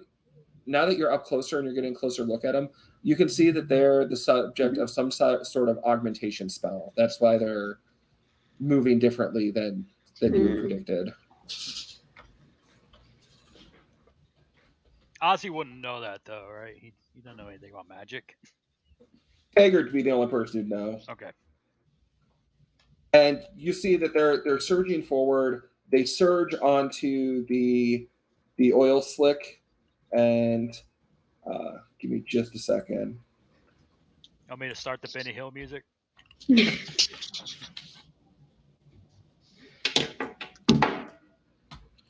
Liv, did you tell me the likelihood that they were going to fall? What percentage? 30% chance with every move, and then D4 melee action to get up again. The first 11 of them, have all slipped and are slipping and sliding and falling into the oil, and the other ones are just surging over them, but they don't fall. And Jack, your fire eruption goes off. Yep. I call this one Scorched Earth. So, it's 20, yeah. Where am I going with this? It's a 20-foot area per level of experience, so 20 Right. foot. So yeah. that's 4 5-foot squares, so you catch 4 of them. All right. Let's see. It says, Oh, I'm looking at super fuel flame, not fire eruption. so it says instead of an attack bonus, it's a base skill of 48%. So I guess I have to roll to see if it goes, and if I miss, then it's 2d6 meters off target. Mm-hmm. So I guess let me roll that. Oh man. Yeah, roll your base skill first. Okay.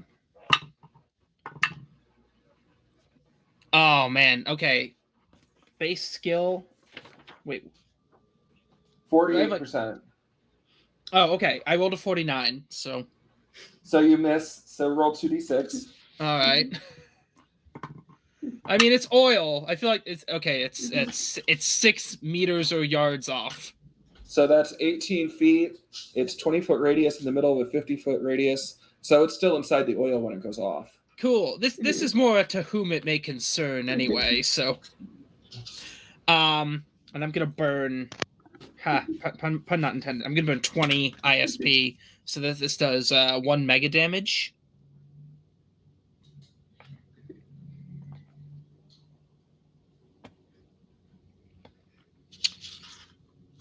And the D4s. Okay, so it looks like the rest of the oil slick will combust in 2 turns. And let me see if I'm missing anything. It does 4d6 mega damage, not 1. Oh. Oh, yep. 40. Yeah, okay, 46. Oh man. Sorry, I read this over during the break. That is 15 mega damage. And you hit 4 of them for 15 each, right? Yes. So that's 60. Wow. Nice. Wow. Okay, you actually see some of them have actually. Oh wait, no, never mind. The flames are still. The flames have erupted and they're covering them. You can see it's starting to crackle onto the oil around it.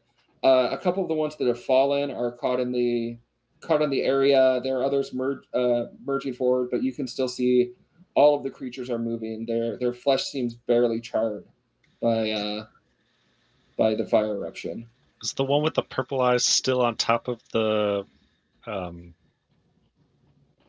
transport? Thank you. Yes. Okay. And that brings it back around to Liv. It's your turn. Okay, so since that guy hit me with a lightning bolt, I'm gonna. Okay, so wait, how far are these shambling people from me? If I stopped about like where the Glitter Boy and Jack are on the other side of the oil slick. Jack, what's the range on your fire burst? 120 feet. So were you trying to stay the maximum distance away? Yeah. Okay, so you'd be 120 feet from them. And that's going to put you, we'll say 240 feet from the purple-eyed one. Okay. I'm going to use my Juicer Assassin rifle and try and use my laser to hit the boss with the purple eyes. Okay, are you stopping your bike or are you continuing to try to ride while you're firing? I'm going to continue to ride so that I end up a little bit past Jack and Ozzy. So then I can loop around again. Remember to apply your -2 penalty for firing while driving. Okay.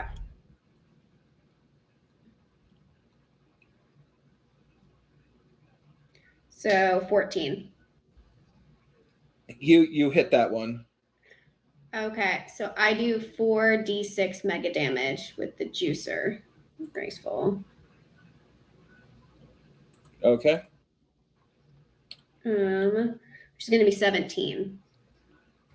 Okay.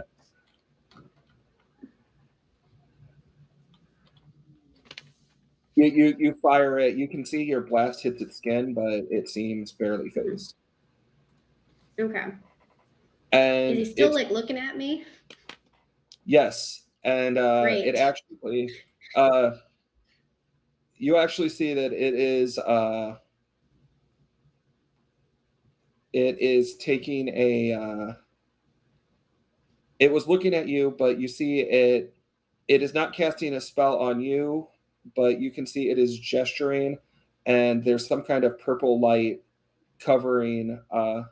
A purple light comes from it, heading towards the group of you that are all together. And cool. I'm going to need a saving throw, but I'm looking up which one or the amount. Okay. This is a save against magic, so I know at least for a fact that Taggart has to roll a d20 and beat a 6. Okay, is this like horror, mind control, or insanity magic? No, it's just it's just magic. Roll a 7. Okay, so Taggart's fine. Okay. I'm not sure what I'm rolling against here on my character sheet. If it doesn't Fair. say on your character sheet, you're going against a DC of 14. I got a 15, so that's good. I rolled a natural 17. Mhm. Damn it. Come on, Ozzy. Got a 9. Oh. Don't kill us, Ozzy. Really hope this isn't a charm effect. Okay, Right. so you guys underneath the ground, skeletal hands that are covered in purple light burst forth, grabbing your bikes and the legs of Ozzy's glitter boy suit. Mhm. The those of you who made the save Mhm. can none of you can move. You are stuck in the position you're in. It will take those of you who made your save 9 actions to break all of the hands off so you can ride your vehicle away. And Ozzy, you're just stuck until I tell you otherwise. Just like real life, Elmer. Indeed it is. Did you say 9 actions? It's a 9. Yes. Oh, Did we have any chance to dodge some of the hands with, say, auto dodge? That is the result of you making your magic save. Had you failed it, you would be stuck for the full duration, which is 10 melee rounds, so 60 actions. All right. Okay, I'll take 9. all right. And Jack, it's your turn. Whew. Can I still make snarky comments from my? Yes, you can also attack. I guess theoretically you could climb out of the glitter boy armor. No. Ooh. I Okay. can't save you. How far away am I from Mr. Purple Eyes? 240 feet. Okay. I can't hit him with a fireball. I can hit him with my gun. So I'll do that, I guess. I'll just try and shoot him. He doesn't really get affected by lasers. Yeah, but I don't have anything else I can hit him with from here. I'm not going to maintain the psionic fire because it's already going to combust the rest of the oil slick. Okay. So that puts me at... Oh, well, that's a natural 20. Okay, so you hit him for double damage. You did a really good shot. Ooh. That is 6 mega damage. Okay, you managed to hit him, and it seems to do very little, if anything. Oh, that'd be real cool if that was more effective. Could it be like the skeleton hands are actually stabilizing Jack so he could shoot better? It's actually holding really still. I'm used to some sort of resistance. His motorcycle stopped moving, so he doesn't have the moving vehicle penalty. There you go. And Ozzy, it's your turn next. My original plan, everybody, was I was going to full body ram this guy into the moon, but since I can't do that, I am pissed off and shooting my boom gun at this jerk. Okay, roll an attack roll with that. And I do I do my strike bonus to this? Yes, your strike bonus with the boom gun is 2. 2. Okay. Oh, 4. It's 4 total. 2 from your combat and 2 from somewhere else. Okay, well, I got a 16 then. Okay, yeah, you hit him. All right, and my insane boom gun attack. Could somebody roll in Discord for me? 1 second. It is 3d6 times 10. Okay, 3d6 and the roll is 15, so 15 times 10. So 100. I hit for 150. Wow. Okay, you actually see that the boom gun hit. You guys all feel the sonic boom because you're right by him, and you see the blast from the boom gun actually hits the purple-eyed one and blows it in half. Like you see the torso lands on the ground. The legs slide off the side of the transport, and I need Ozzy to roll a percentage. All right. Go Ozzy. All right. Real MVP. 77. Okay. It does not hit the people inside, but you guys do see the transport kind of shakes after the blast goes by it. Just on the on my megaphone is sorry about that.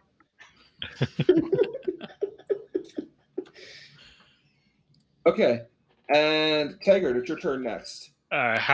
So Purple Eyes is gone? How are the rest are reacting? You know what? Go ahead and roll a d20 for me. Uh-oh. Oh, he doesn't need legs. 14. 14. You actually see basically a purple cloud that is still in the place where the purple-eyed one had been previously. Mm. Got you. If you want to roll lore magic, I can give you a little more I can do that. information. Oh, that's not a d20, a perception roll. Percentage. 3. Oh, I swear it's not weighted. you see that you know that this is a possession situation, so that purple is most likely going to jump to a different one. Joyful. Okay. Maybe It it'll would be go into the transport. It would be vulnerable to any kind of exorcism spell or anything like that too. You know that from your chat. Vulnerable to exorcism? Yes. But I can't move in my hover cycle right now, right? Were you up with the other group? I can't remember. I had stuck at a bit of a distance to fire machine gun from over everybody. If you were not in the group standing by Jack, then you're... Actually, I didn't even have you roll a save, so yeah, you weren't in that area. I mean, you did have me roll a save, but you gave me like a way lower DC. That's because as a practitioner of magic, you right. did that. You're in the same boat as Jack and Liv. It's going to take you 9 actions to move your bike. How far up am I? You're about 240 feet from... okay, not jumping off. From where that thing was.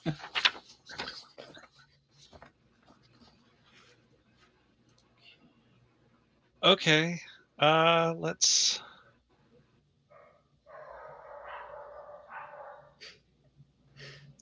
I will try and... Do these skeletal hands count as a creature, or is this just a magical effect? It's a magical effect. That's just the aesthetic that they chose for their carpet of adhesion. Ah, I see. Okay. Never mind then.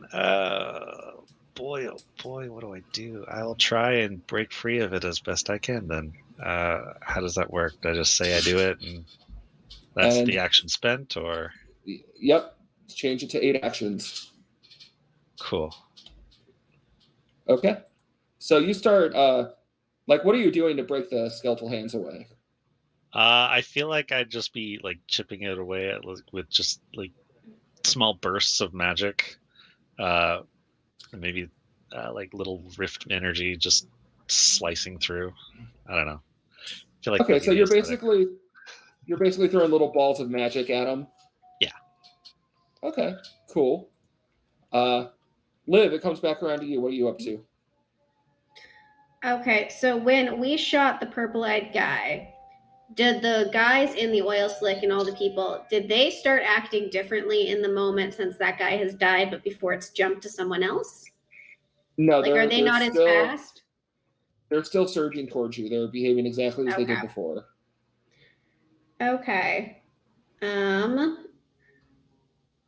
I'm gonna just, let's see. None of my weapons are doing great, but I'm gonna try using my... I will tell you, just from my descriptions, you are damaging them. Just the point is they have a ton of mega damage. Okay. I'm going to just take my railgun again and just try and hit everyone in the oil slick area. Okay. So go ahead and roll attack and then roll damage. Okay. Well, provided you hit, you could roll really poorly. I did. So that's a 5 + 1. So I got a 6. That hits. Really? Okay. Just so you guys know, in Palladium, the default mechanic is that you hit on a 6 unless you're that's why parry and dodge is so important. It's so easy to hit things. Okay, well, I got a 30 because it's 1d4 times 10 and I rolled 3. Okay. And they're taking your hits. Okay. You guys see you guys see that one of the lead purple ones, its eyes turn. One of the lead ones, its eyes turned purple and it's surging forward towards you. Also, though, any on the oil slick has a 30% chance of slipping every time they move. Yes, the purple one that surges forward gets to the edge of the oil slick and does not fall. Aww.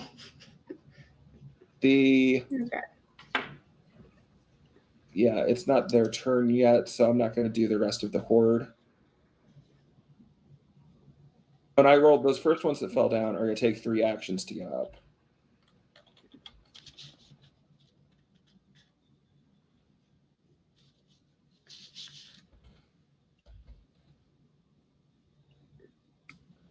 Sorry, just updating my notes here. Big DM stuff. And that was my turn because its changing body was the purple one's action. It is actually within melee range of all of you now. And it is Jack's turn. You're on mute, just so you know.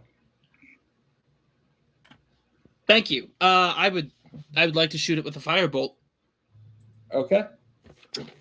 Hold on. All right. Yeah, that is an 11 to hit. Okay, it is actually going to take a dodge action. Shoot. Okay.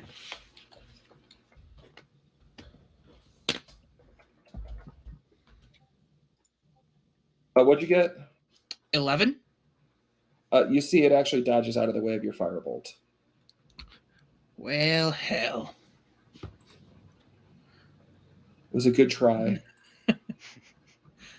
Usually they're too slow to dodge that. Yes. It's your turn. I am going to aim for the group in the oil slick with my boom gun. I'm just going to aim. Actually, before you do that, I'm sorry. Jack, I need you to roll 4d6 for the damage for the ones that are still inside the flame eruption. Okay. Also, I think at this point the entire oil slick is on fire. That'll be at the beginning of your next turn. Okay. Let's see. That is math. 11 mega damage. Okay. Sorry. Now, Ozzy, if you want to fire your boom gun, you can. Yep, I'm giving it a shot. I got a 13. Okay, that hits. I need you to go ahead and roll damage. All right.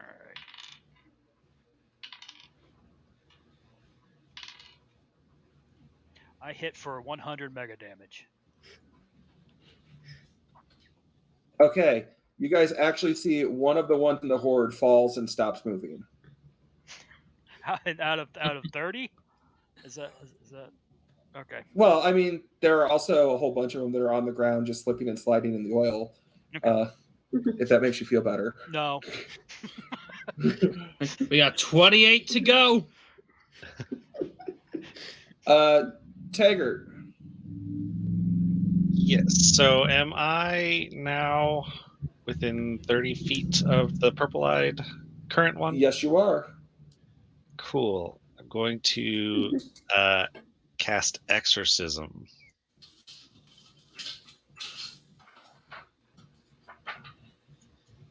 Do you know what level that is so I can look it up? Yes, it is level 8. And it is specifically on the page 214. Thank you so much.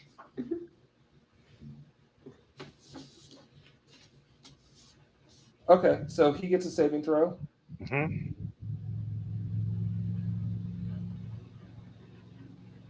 Oh no, he doesn't get a saving throw. The dead body gets a saving throw with a +12. Interesting. Oh, we got a new follower a couple hours ago named Cat Pal. So thanks for that, Cat Pal. Hey, Cat Pal. Appreciate it. I don't know Thank if you're you. watching right now, but thanks for the follow. Oh man, the you actually see the thing is lunging forward, and Taggart, what's it look like when you cast the spell? I feel like it's just this wave of energy that just pushes it out of the body. You guys see a purple cloud is pushed out of the eyes, nose, and mouth, and it's just hovering above the group. Hit Right, the that's cloud one with less the body gun. that it can occupy. Can you do that 27 more 27. times? Yeah. Could do it a couple. But you actually see the one that was possessed, it actually falls after he's forced out. Like it's dead. It's 27 no more. longer moving. It's more dead. It's more dead. We It's did. dead. It was Okay, mostly the dead. rest- Now it's dead. The rest of the horde is surging across the oil slick. The first, what did I say? It was 11? Sure. Yes. 1, Yeah. 2, 3. Sounds right. The first 11 spend one action to try to get up. And they are not successful. They're working on it, though. Oh, Zach, can you draw a picture of this? These Oh, undead in the oil slick. Just a bunch for of me? undead burning. No, just slipping and sliding. Just See, I love my bike. It's my favorite possession. we're out to get it repaired. It sounds like you got some engine damage. Yeah. Yeah. I just have basic mechanics, so I'm not doing so hot. I can fix a toaster. That's what it says in the description. The wrist world's huge on toast. Those bread items. Become I quite the can also commodity. replace a Packages. spark plug or a knob.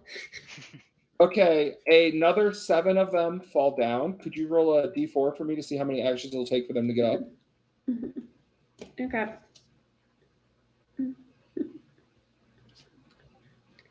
4. Okay, so that means that the remaining 10 make it across, and they all are just going toast. Are any of those on fire? They will be at the beginning of your next turn. Cool. Oh, you mean the ones that actually made it out of the oil slick? Yeah. I think there's a chance one of them could be. Let's roll. You want to roll a percentage for me? Sure. What number are we looking for? How about you just roll and I'll let you know after. Okay, that's common. That is a 41. Okay, so 8 of them made across and 41% of them are on fire. So we're just going to round up and say there are 4 that are on fire and 4 that are not. Cool.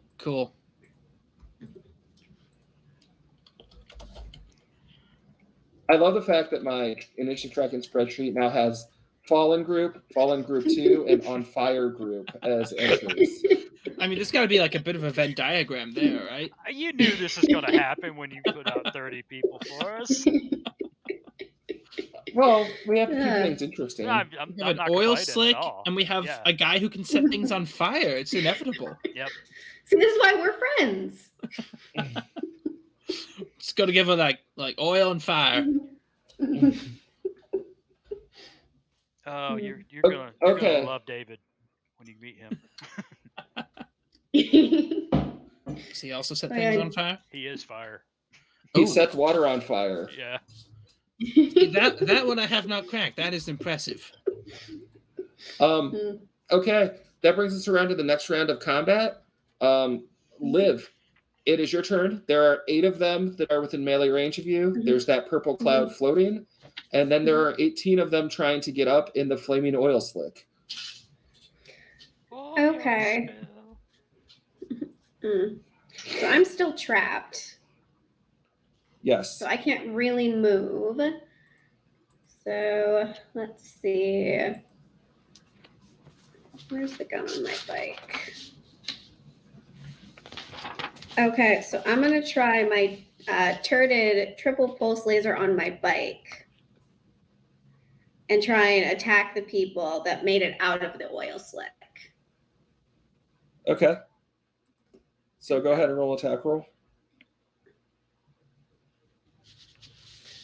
Well, that is a 6 plus 1, so 7. Okay, that hits. Go ahead and roll damage.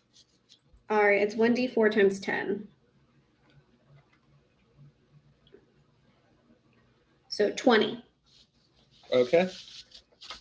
They're still surging forward at you. Cool. I need everyone to roll a saving throw against magic. It's a DC 12. Okay. So 6 for me Tagger, again. it's a 6 for you again because spells do not work well on shifters apparently. 7. I rolled 6. an 11. We all failed. I got a 12. Oh no, you made it. Okay, so Liv and Jack, you hear, I'm Vargul Gast the Necromancer. This is but a fraction of my power. If you leave now, I will not kill all of you and enslave your spirits for eternity. I mean, what kind of fraction are we talking? Because this seems kind of more like 1/8. If we're talking to like 7/8, that is a credible threat. Okay. And then Liv basically just tells him to fuck off. Here's your 1. There's your 1. That's my 1. I will mark it on my sheet. Okay. And you guys see the purple cloud is stretching. Don't like that. Like it's getting bigger, or it's like extending towards us. Or... It's okay. It's above the oil slick because it was in that group, and it's billowing outward. Okay. And let me roll real quick. Okay, it is Jack's turn. All right.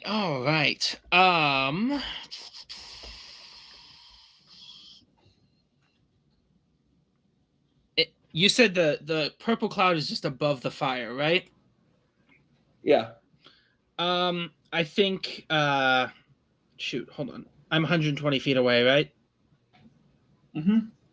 Okay, that's a little bit outside my range. Can I walk 20 feet forward? Like if I get off my bike? If you jump off your bike, I will. Yes. Okay. You can jump off your bike and you can move on foot up to 30 feet. Okay. I am going to jump off my bike. I'm going to move 20 feet forward. Well, no, not 20 feet. I don't want to be right at the edge of this fire. I just want to be like close enough to be within 100 feet of the fire. Okay. And just to spite this evil purple cloud, I'm going to use super fuel flames and just double the size of the fire. Okay. Vertically, if possible. I forgot to have you roll it. Roll your 46 damage for the beginning. For all right. All the ones that are in the fire. All right. Okay. That's 12. Wait. No. That's 12. Yes. You actually see the ones that are struggling in the oil and fire. one of them has actually been reduced to ashes. Love to see it. 26. Yeah. Chipping away. Chipping away. Would you roll a D2? So like flip a coin? Yeah. Yeah. Hold on. I think I have a D2. I actually have. Okay, that's a 1. Okay. I just need to know which group to remove that one from. Okay. Okay. And what does your super feed flame do? It increases the size. It increases the size of the fire by as little as 2-fold or as much as 10 times. Okay, the way it works is it's 2-fold this round. If you pump more ISP in it, next round it'll be 3-fold, and so okay. On. Cool. And damage is increased proportional to the size of the fire. GM discretion. Yeah, so next turn you're going to be doing 8d6 instead of 4d6. Ooh. Okay. Get out some more d6. Nice. So yeah, I think visually he just kind of like puts his hand up towards the fire and it just like raises 20 feet so it's over the cloud.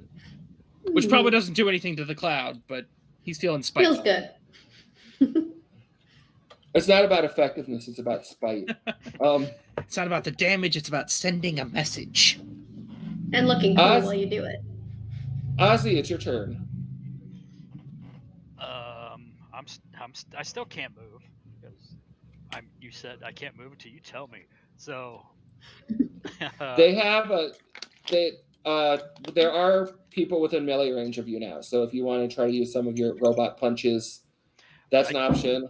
I can't use my full speed ram, for instance, or any of your kicks, or any of my kicks, or my I can't running leap. I'm gonna use a power punch. Okay. That's 2 attacks. It says in parentheses. Okay. So I'm gonna roll. I will mark that on your initiative tracker. I have it set up for everybody having different numbers of attacks. Okay. I got a 15. Okay, they are going to attempt a parry. All right.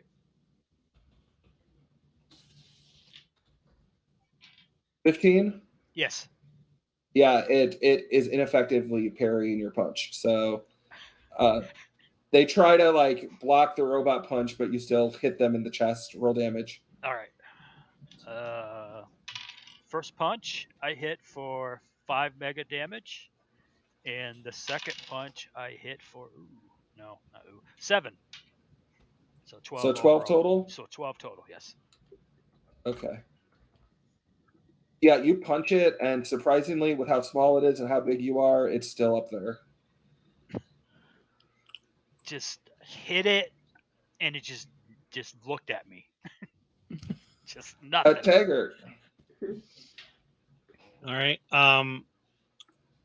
Are any of my compatriots? I know Ozzy, but is anyone else currently actively in melee with any of these? They could be in melee range, but they're not actually in melee. Okay. If you're worried about smashing them with an area of effect attack, you're probably fine. I'm more concerned with just whether they're currently in danger of being attacked by them. Just looking out for my compatriots. That's all. Yes, they will be attacked. Cool. Who's the most actively in harm's range? Probably Jack, since he moved forward a little bit more, so he actually moved into the horde. All right. Am I within 60 feet of him? Yes. Cool. Then I'm going to attempt turn dead on one of them. 25. It's a standard save. Okay. I will roll their save. I knew we should have brought a cleric. I said nope. Earlier. What does turn dead do? It makes them run away for 24 hours. So it turns around and runs back into the oil slick. And Immediately on fire. Does not fall down, but it's climbing over its flaming compatriots. Is it heading towards the farm? Because it's going to be running for 24 hours. You just see this flaming skeleton running. Jack, I have a question about your fire. Yeah. Do you control what it burns and doesn't burn? That's a good question. For the flame eruption, it just says, like, if it's created in an area where other combustible items are located, they will catch fire. Okay, yeah, so... It can be extinguished normally, but it will spread and cause damage just as any fire would. So you guys are going to have a plains fire to deal with, too. Oh, yeah. Can you put fires out? We did it, Patrick. We saved the plains. And after Taggart's turn, that means the only people with actions left are Liv, Vargul, and Ozzy. So Liv, it's your turn. Okay. Are the people that made it out of the oil slick more than 6 feet away from me? No. Okay.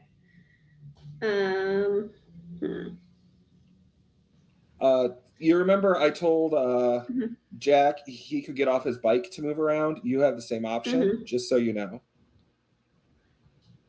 Okay. I'm going to get off my bike and move back so that they're at least 6 feet away from me. Okay. And then use my grenade launcher with a blast range of 6 feet on them. Okay, there is a chance that the glitter boy will take some damage. Fine. I'm a big robot. Sorry, Big Blue. It's all right. Okay, roll your attack roll. Okay.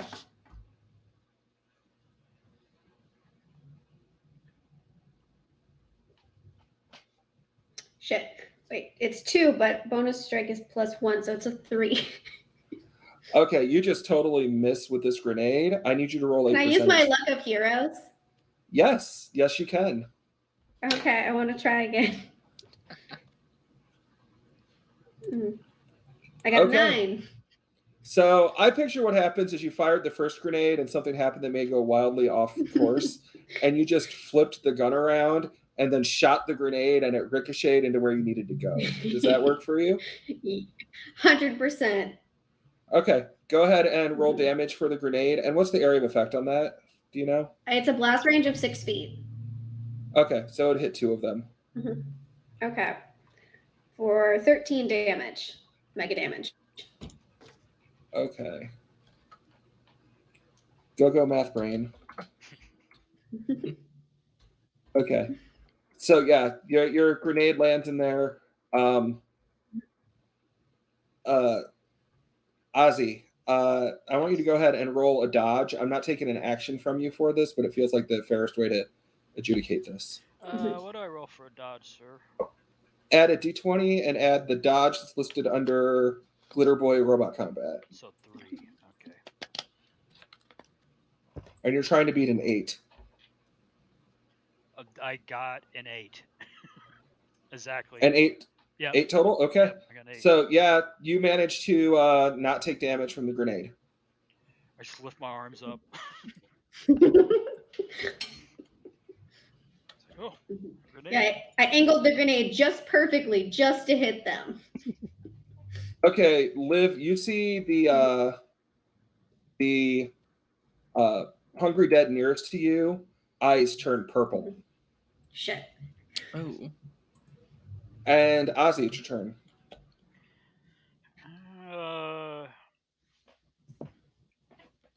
Kind of want to shoot the purple guy with a boom gun, but I'm not sure I'm not sure if that would hit Liv or not. I don't think it will. I think it just, yeah. It most likely would not. Okay, I'm gonna do. And beyond that, even if you did mess up, remember she has auto dodge. Okay, yeah, I'm gonna go for it. I think she'd want that. I would, even if you hit me, hit him. All right. I got a 16. I got a 16. Yeah, that hits. You You easily hit it. Roll damage. All right.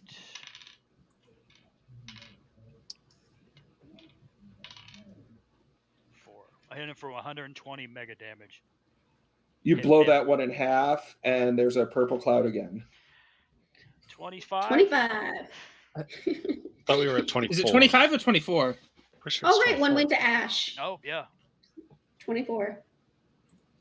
Okay. Can I also yell at the purple mist? Why won't you die? You guys hear over the Jack and Taylor. You actually hear after he says that, because I'm here for your death. And Liv, it's your turn. Okay. So how many are out of the oil slick and near me now? Is that 6? 6. Yes. 6? Okay. Oh, I am so sorry. I keep forgetting things happening. You guys actually see the hatch on the back of the Coalition transport opens up, and you see a young Cheyenne Sioux guy wearing extremely damaged light mega damage armor take a shot with a laser rifle at the group that made it through the oil. Nice. All right. And he does hit it with his ion cannon, and he does a little bit of damage, but not a ton. Can we see if was it just one person peeking out, or can we see more? Or do we see? You see one guy is out, and he's standing on the top of it. Okay. You can see he has at least one other friend who's in the process of climbing out. And that's going to move us to the... Oh, Liv, you get to take your last action for this round, and then we're going to start the next round. By the way, this has been one round of combat. Welcome to RIFTS. Woo! Okay, I want to use my railgun again. I thought we were on like several turns at this point. So, no, everyone does like... So how much time in real time has this taken? I mean, how much time in 10 seconds. 10 seconds. So I've railgunned, I've assassin rifled, I've grenaded, and I'm gonna railgun again in 10 seconds. Wow. Well, think about, also the spell. See, I just set a bunch of stuff on fire, so... Okay, so roll for your attack. Wow. All right, and I'm aiming towards the guys who've made it out of the oil slick. And this is the railgun, is that right? Yeah, so 6. Okay, that's hit. That hits. Strike. Roll damage. All right, so that's 1d4 times 10. So 10. Wasn't great this time. I'm off my game. You guys just cannot get over how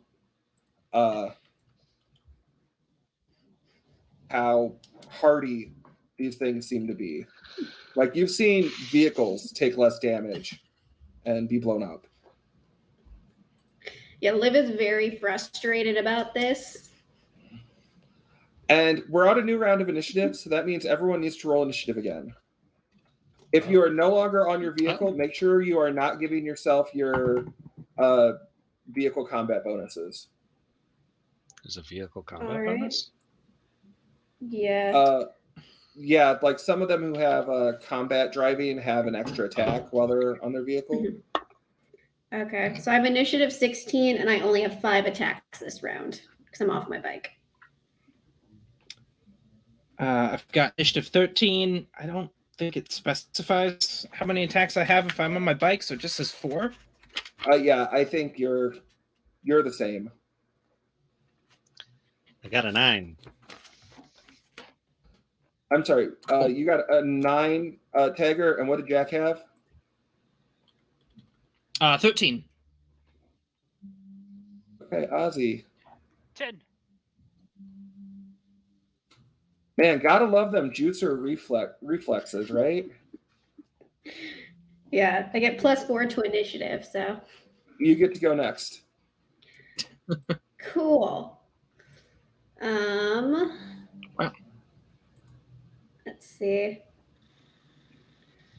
All right, I'm gonna use my grenade again on the group that made it out. Okay. How many grenades do you have? Just wondering. Well, I have 6 preloaded. Okay. Oh yeah, you have a launcher. That's right. Mhm. Yeah. So I got a 7 for strike. Okay. Go ahead and roll damage. All right, and that's gonna be 46. So 14 in a 6-foot radius. So Ozzy has to dodge again. Sorry. Time to dodge. All right. It's +3 to dodge. Yeah. I got a 5 this time. For my dodge. Okay, so yeah, you take 14 points of damage. Sorry. It's all good. All right. Mark that down. Okay, Jack, you're next. Before you do anything, I need you to roll 8d6. That doesn't sound threatening at all. Oh, it's for his giant bonfire that's covering the plains right now. Oh, it's a good 86. Okay. Until we can't put it out. No. Why would that be happening?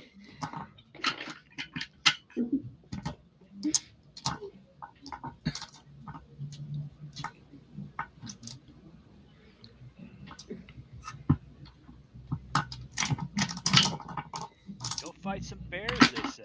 It'd be fun, they say. So who's rolling the 8d6? You. No. Oh, okay. For Sorry. the fire. Wait. Okay, it's 5, 6, 7. That is 18.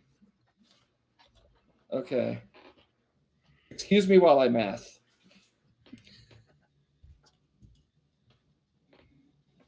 You guys see another one of them falls. 23. And then I need you to roll a percentage. Who? Jack? Oh, okay. Percentage. That is a 56. Okay.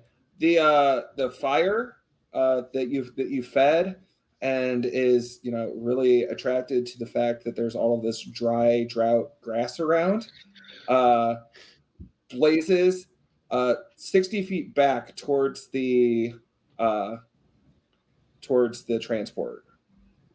Dear. With the benefit of hindsight.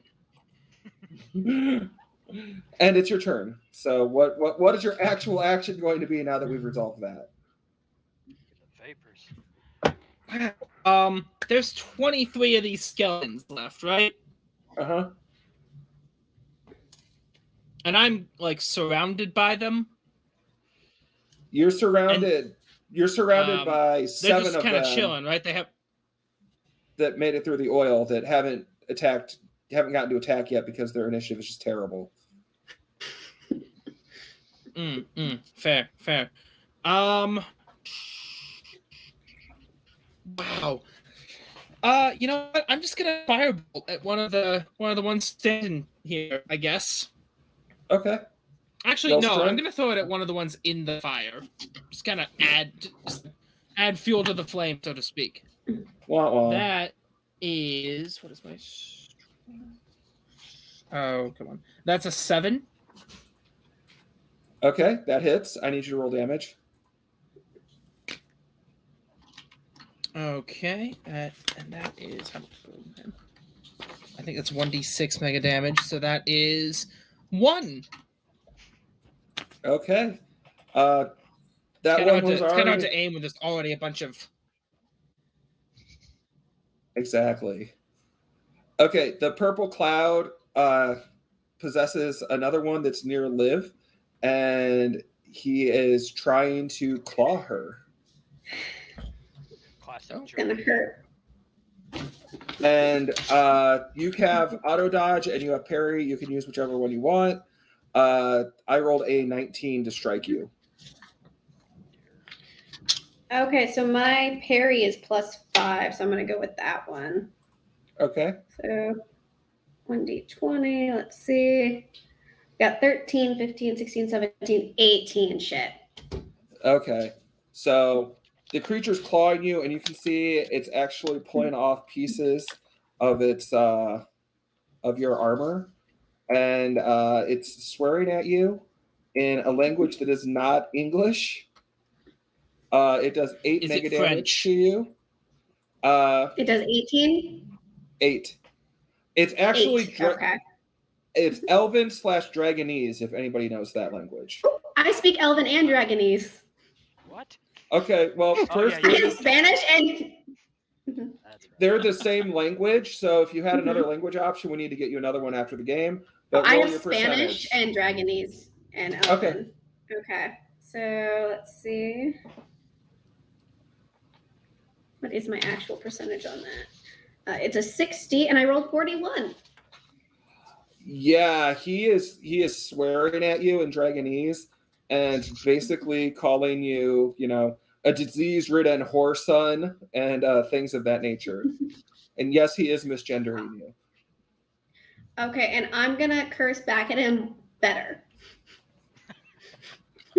However you want to define that. Okay, what's your colorful curse back? Okay. Well, I can't use an F word. I already used mine. But I'm going to tell him that he is just a worthless squishy who doesn't actually know how to hit anything, and we're just pandering to him because we're bored. Oh. In Dragonese.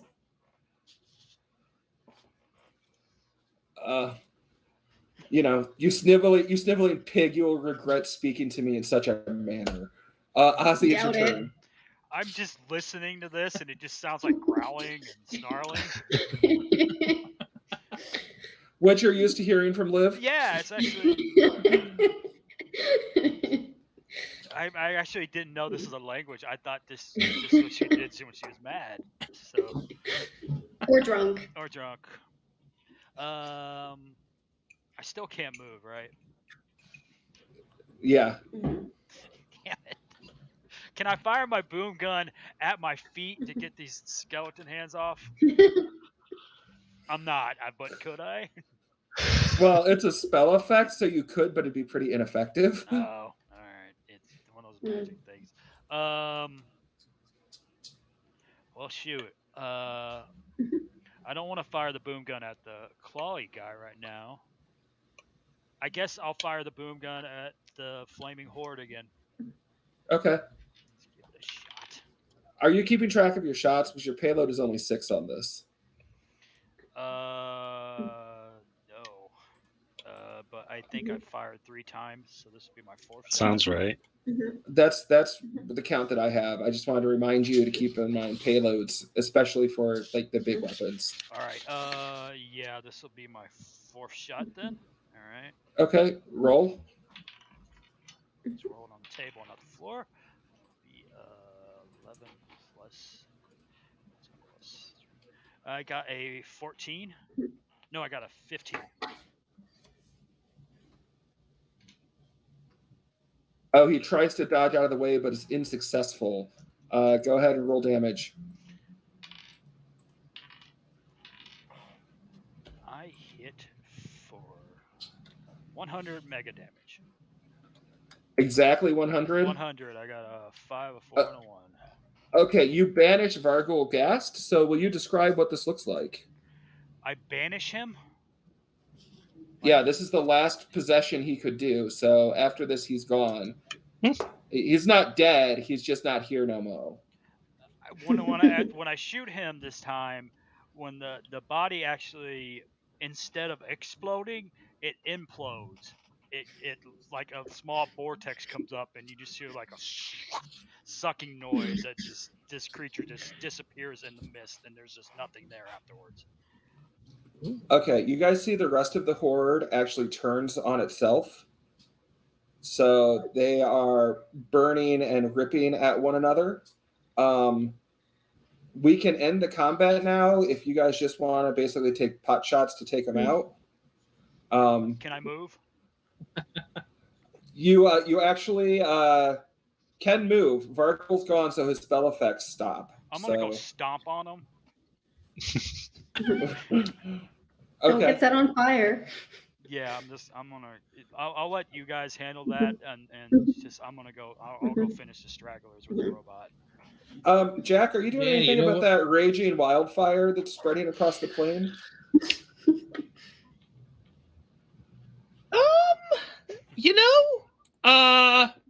Hold on. Do I have anything that reduces fire?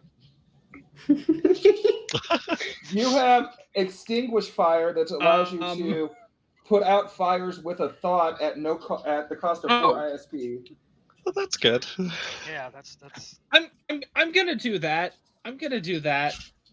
It's gonna take 3 uses of the power to get rid of this area of effect, so 12 ISP. That's fine.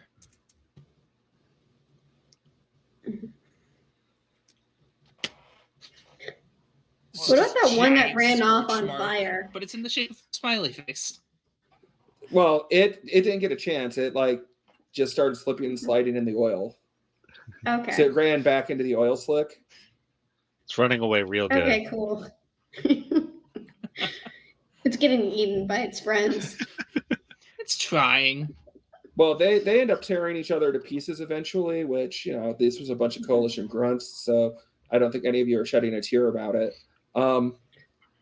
The 3 members of the Border Patrol are all alive, and they tell you basically what happened to them was they were on their bikes and they saw a member of their nation, somebody who was a Cheyenne Sioux that appeared to be a shaman in the distance, who was being attacked by 2 creatures that had skin that appeared to be made of stone and odd green wisps floating around them.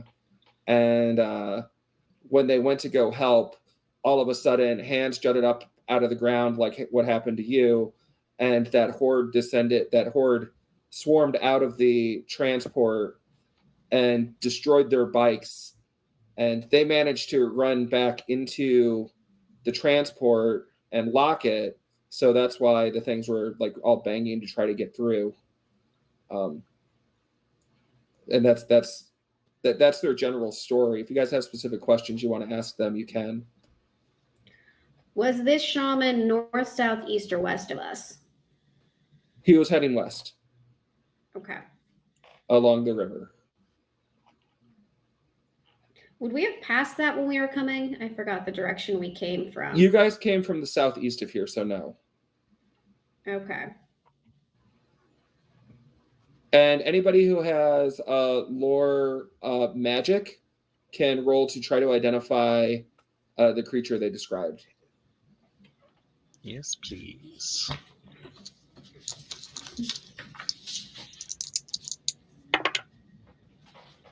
That's 100, so no. No. Big rock guys. What is this, a never-ending story? Yeah, all I have is intelligence, which is analyzing the enemy, so I don't think that'll help. If there's a horse in the swamp, I'm leaving. If there's a horse in the swamp, I'm leaving. Yeah. You're paying for my therapy. I don't be traumatized again. But yeah, that's the information they provide you. And do they need rides back anywhere? Because it sounds like their vehicles are destroyed. They would definitely prefer a ride back because it's several days' walk to get to the Federation. But they're very concerned about the shaman who was being chased by the giants. So they'd be willing to come with you if you guys wanted to go try to hunt those giants down. Or, you guys could leave them here and radio someone from the Federation to come pick them up. I'm assuming that the transport is inoperable? Oh, it is. It is totally wrecked. It is destroyed. How are you guys? Is there anything? How are you people in a fight? Well, they have laser rifles. They know their way around a laser rifle, but I mean, it's not like they're going to be like one of you guys. I guess. Do they have any armor on? They have mega damage armor on, but you can see it is pretty torn up. I guess we'd ask them what they want. Do they want us to radio? Will they be willing to wait, or do they want to come with us? They're welcome. I mean, we've got room on the bikes. They could come with us, but let me roll percentage.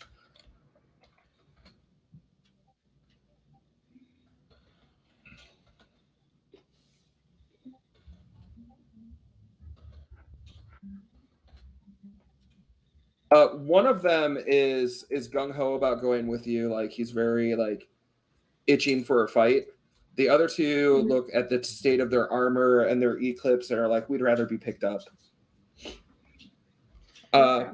Liv, I believe you have something about appraising weapon quality.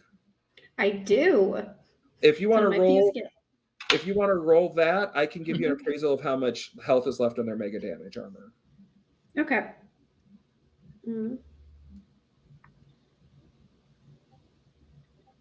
I did not make it. It's not in good shape, but you don't know exactly. You know that you wouldn't want to wear this armor into a fight. Okay. And then is there anything of like looking around, did the undead people destroy everything, or is there anything worth taking? You do find inside the transport, there is 1,500 credits worth of black market goods that you guys could take to sell. Cool. Taking it. Well, I say we radio back to have these two picked up, and then this person I gesture seems to want to go with us. I figure if nothing else, more the merrier. Well, at this point, the two who want to be picked up, Taggart and I each have a bike. Would it be more prudent for us to just bring them back to the settlement? I'm worried about the time frame and finding the shaman. It sounds like we have to rush. That's the only issue. Yeah, I want to get going on that. I think Jack is suggesting this would be a time for you guys to right. What I mean is that you two could bring the other one and go find the shaman. Okay. And then Jack and Taggart could take these two back to the settlement. If that'd be most agreeable to you, yeah, we can definitely do that. Okay. Get them home nice and safe. Real quick. Actually, who's the fastest among us to take them back? Because I'm actually slower, so... Oh, okay, we have 20 minutes until 10. Okay. So I really think we should take this as an out for Jack and Taggart not to be in the next game. Ah, gotcha. I see what you're doing. I'm so oblivious. Sorry. It's okay. Yep. Okay. So can I give letters or notes to them to pass on to the people in the settlement?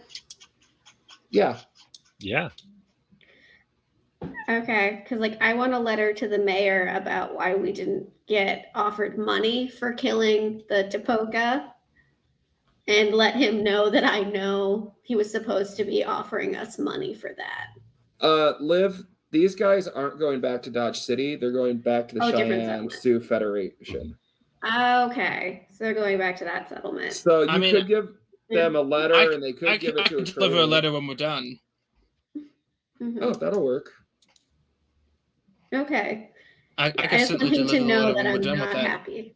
Actually, on the way back, could they stop at the farm and inform David and Raider and I could definitely take up that. Kitnian. Yeah, that little mission. Yeah. Oh yeah, tell them where we're going, towards the river, west of this location, to go find our person. I can give them real good directions. It's a skill. Land navigation is a skill. Okay, so we'll do that. I just want to end with Ludo and Jack. Not Ludo. Taggart and Jack. I keep reading the first one. Sorry about that. Taggart and Jack head back to the Cheyenne Sioux Federation. and Ozzy and Taylor head out, and they're following along the Platte River, which, unbeknownst to them, they're following the trail of that ley line that Taggart detected.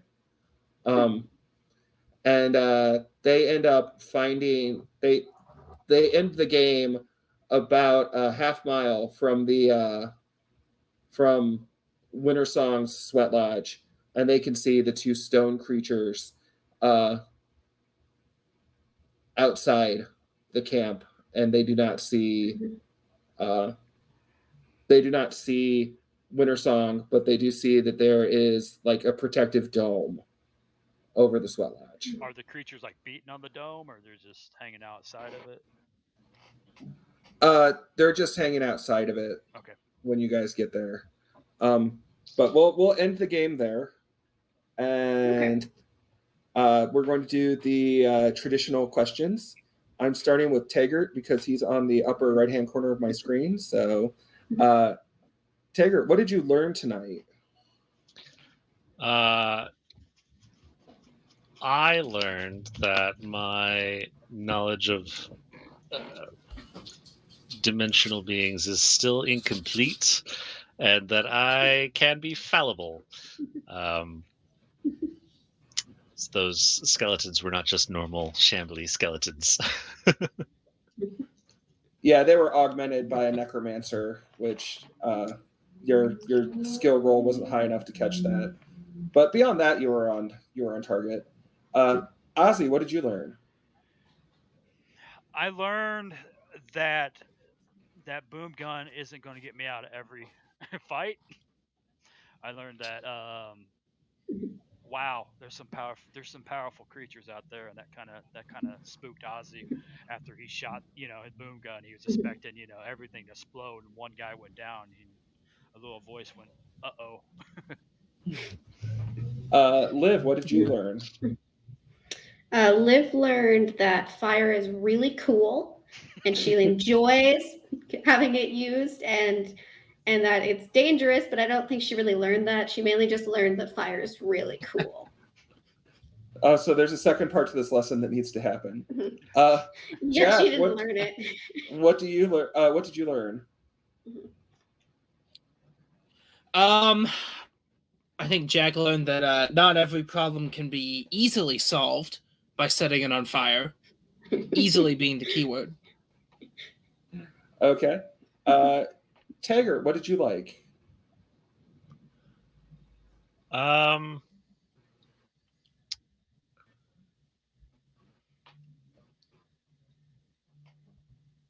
a blank here.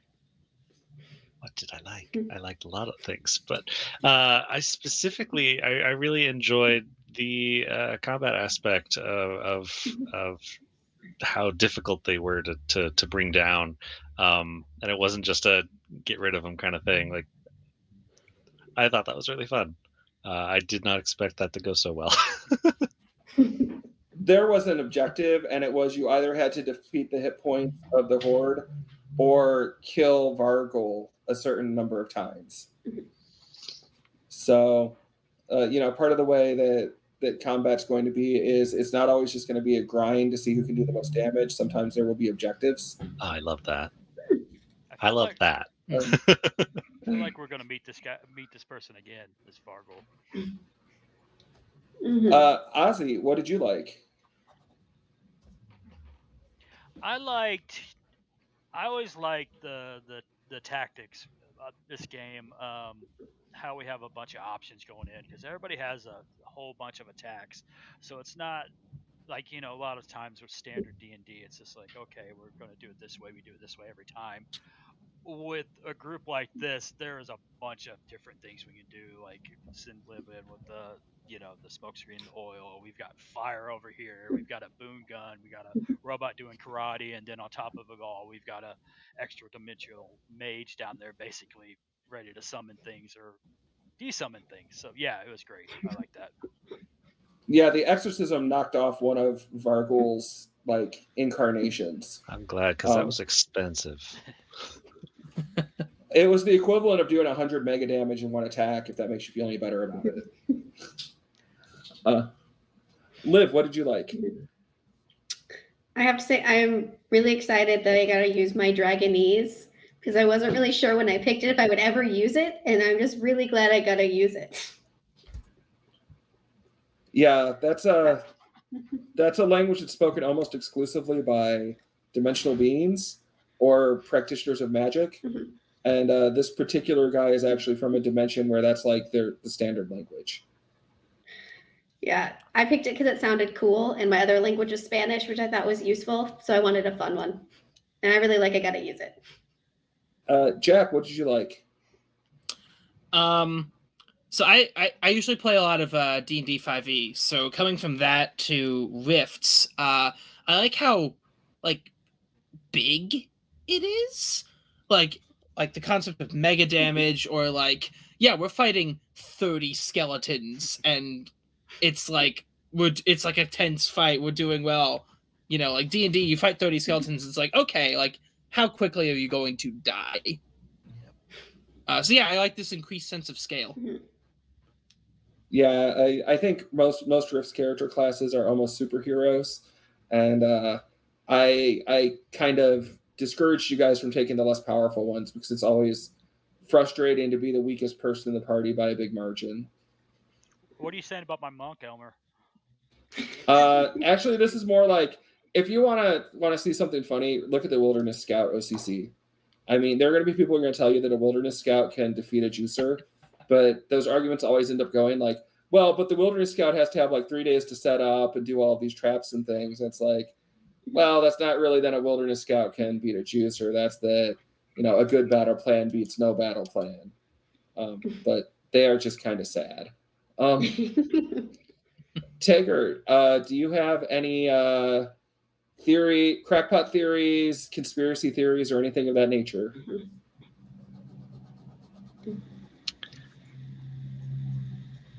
And I do know tonight was pretty straightforward, so I understand if people don't have any. Well, I feel like this Varl character has to have some sort of motive beyond just wanting to kill things.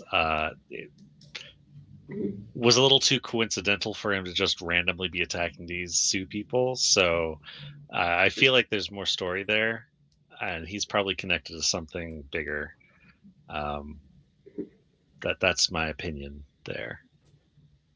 Okay. Ozzy, do you have any crackpot theories, conspiracy theories, or other things to say? I think I mentioned in the last game, I feel like the coalition is expedition force kind of scouting this territory for takeover. And I think this is a part of a bigger plan. I don't think they're out here randomly. I think they're looking to do the same thing they did to I always forget the name of it. Tolkien, yeah. Okay. Liv, do you have any theories or other things to comment upon? Kind of like Ozzy's, I think that Winter Song has something specific that the coalition and these interdimensional beings are trying to get. So like they're in a race to get something from him, and we don't know what it is. We just kind of walked into it. So I don't know if Winter Song is a good party, but I think there are three opposing sides right there for a race for something I don't understand yet. Okay, and Jack, do you have any conspiracy theories or other things to comment on?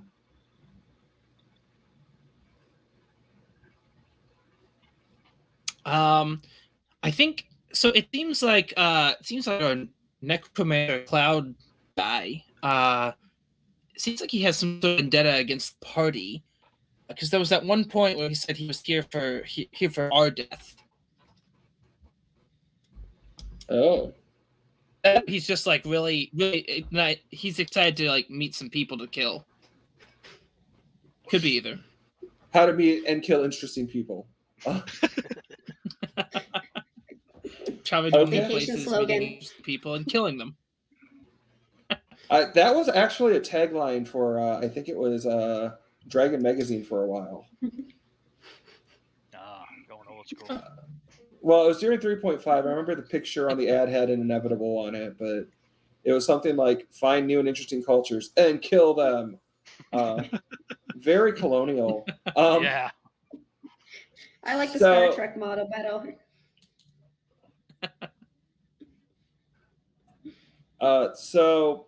Yeah, listeners, thank you for tuning in. That's wrapping up Graveyard Rifts for today. Watch our Twitter streams for an announcement of when the next game will be, and hope to see you next time. And as usual, all the listeners can add 125 experience points to their character sheet.